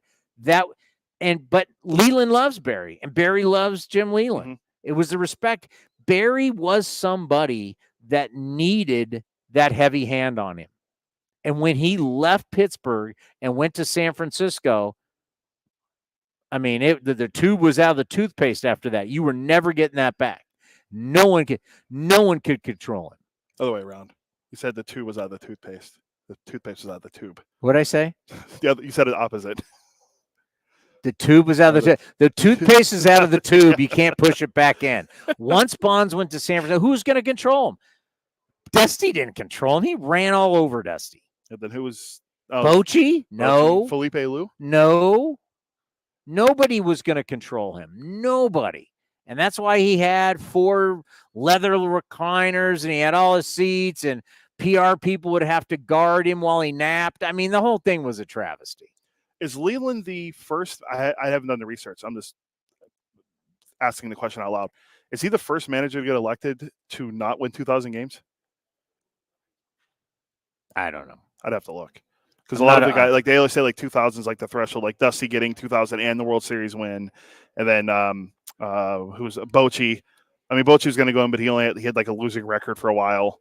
But like 2000, Bochy still teeters depending on that week on he's won on a 500 record. Bochy's been under 500 for a long time. I thought you were going to say he teeters on the Hall of Fame. Like, I think he secured it with the No, World I don't Series think Bochy's a Hall of Famer. I think he's got to win some more. Yeah, I'll say it. I'll be the one guy. You know what, Bochy? You won 3 and 5. Brock Purdy can't be an elite quarterback wearing his hat backwards. Oh, wow. Where did I hear that take before? Yeah. Ken Griffey Jr. wears that backwards. I think it worked out. Yeah, I don't think anyone brought that up to Colin Cowherd when they said about being a franchise player. You ever heard of Ken Griffey Jr.? Yeah, I think it's going to work out. He popularized the sport and wearing a hat backwards. Yeah, Bochy, look at his record. Bochy still may not be 500. I mean, it's not his fault. He had some garbage teams in San Diego. Some bad teams. Old Boch, friend of the program. 4 World Series titles. Yep, Boch, you know what? He's actually 2093 and 2001. He's actually under 500. I'm telling you, he's under 500. And they won, and they were pretty good. He was. Yeah. He's at a 4. Boch, but it goes like this. Like how many games under 500 is he? 8. So a hot streak. So Bochy's 500 record above it and below it. It's always kind of moving, right? Yeah. Depends on how his current team is doing. But yeah, 4 World Series. I mean, he didn't have to win that World Series title. He was getting in the Hall of Fame. No. If you want to get in the Hall of Fame, win one back to back. Does he go in as a Ranger? What about a Padre? You know, the impressive thing is he took them to the World Series. 3 different teams he's taken to the World Series. Yeah. 3 different teams. And they're not like traditional baseball. It's like he took the Braves, Padres and the Rangers to the World Series, right? Yeah, it's not like Giants hadn't been to the World Series since '89. Yeah, it's 02. Oh yeah, 02. But like I said, it's not like he took the Blue Bloods, Cardinals, Yankees, and Braves. Red Sox. There's nobody that can be a Bochy detractor. I mean, you're just being an ass. You're just being an ass, right? You're just being a jerk. Pretty much now that he has. I mean, what do you want the guy to do? He won in San Diego. He won in San Francisco. He's won in Texas. Like, what do you want the guy? What's the biggest complaint now? He takes too long to get to the mound. No, he's too loyal to veteran guys, or I don't know. I mean, like, what are you going to bitch about? You're just bitching to bitch. As John Gruden said, the world has town. Let me tell you something, man. The world just has bitches. They just bitch and complain. That was Gruden's line. But it's true. Like Grudenism. How can you? God, I wish we could have John on the show. John, it's not terrestrial. You just let it rip. Can I imagine? I wonder if I could get him on the show. Is he still working for the Saints? He's a consultant for the Saints. The three-headed monster that can't win now. The the New Orleans Raiders. Yeah, Derek Carr was getting booed off the field yesterday. Was he? I don't know. I was at the Titans game. Then he got hurt, and Famous Jameis was in it. Famous Jameis. You know what they say about Famous Jameis? He keeps his team and the other team in the game. Keeps his team in the game and the other team in the game. Yeah, we were at the Titans game yesterday. It was a lot of fun. I'm telling you, Nashville's got it going. Yeah, we got 2 more days. We got another show coming up in a couple hours. All right, so time for lunch. Yeah, we're back on it. We're back on it too. We're back on it 2 here, 12. Don't get. No one cares what time we're here. They only. We'll be care back about in a few then. hours. Yeah, we're gonna have. What do we got? Our first guest is gonna be our guy Ryan Divish. We can talk about Sarasota bro Jared Kelnick. Oh, it's sad. Just a programming note. Looks like Dave Stewart will join us tomorrow morning. Oh, did he confirm the time? Maybe said it's looking good, but he's going to get back to us on the exact time. Okay. So we'll talk about Nashville, about his quest for Nashville Stars. We'll do A's. And Ohtani will not have signed by this point, but Dave will have us because Dave Stewart's really one of the most interesting guys in baseball because he's star player, World Series champion, World Series MVP, now an A's Hall of Famer, pitching coach, GM, assistant GM, also been an agent. So he can talk everything about Ohtani, and also he not only played and won a World Series in Toronto, he was an assistant GM in Toronto. So he can talk about kind of Blue Jays business. So it'll be fun with Dave Stewart to talk about all the, what do you think about San Francisco and Seattle versus what you're seeing with LA? Then you're going to want, does Chicago actually have a shot? Is Ohtani going to go to the Midwest? Dave, yes or no, you buy it?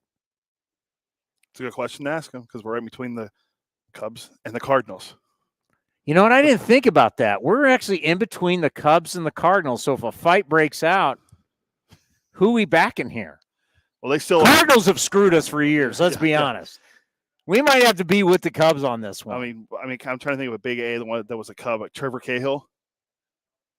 No, that's not going to work. Yeah, there hasn't been a whole big Cubs A's. Jeff Samardzija. We got Rich Harden from the Cubs. I don't know. It could be some nasty NL Central here in Nashville. We might have some. You think some Nashville chickens hot? It could get hot here. How did we get put between these guys? Actually, Craig Breslow. Was our guy. Then he was their director of pitching. That's right. Smartest man in baseball, Craig Breslow. CBO of the Red Sox. Love Craig Breslow. As long as we're not next to the Mariners. I don't want to have to hear them whine. I don't want to hear about Jerry DiPoto. Isn't that the worst? We got to open up every year against them. I'm so over the Mariners. I don't remember who we planned. Who do we plan opening day this year? I remember off the top of their head. The Guardians. Stephen Vogt comes to town. Voter's first series? Literally 2.5 months ago, he's in the bullpen, first-time coach, and now he's a manager. Now he's managing a game against the A's a few months later. It's unbelievable. All right, we're going to take a little lunch break. We'll be back in 2 hours. Who we got again? We're going to have Ryan Divish, former Giants GM Bobby Evans, who we always love to talk to here. Oh, Bobby Evans will be great to talk about. We might have 3-time World Series champion Bobby Evans. Might have Mike Farron. I don't know. He's busy. And then we're going to have our good friend, Derek Shelton from the Pirates on. Shelty's coming on? Yeah. At one point, Derek Shelton looked like he was going to be manager of the year in the National League. He was. And then the Pirates kind of collapsed. They played well at the end of the year. So, Chad Pender? Cheese here. We got a lot. 2 hours. We'll be back right here on A's Cast Live. This is Chris Townsend and Commander Cody for Link Soul. You need to redo your wardrobe, especially for summer.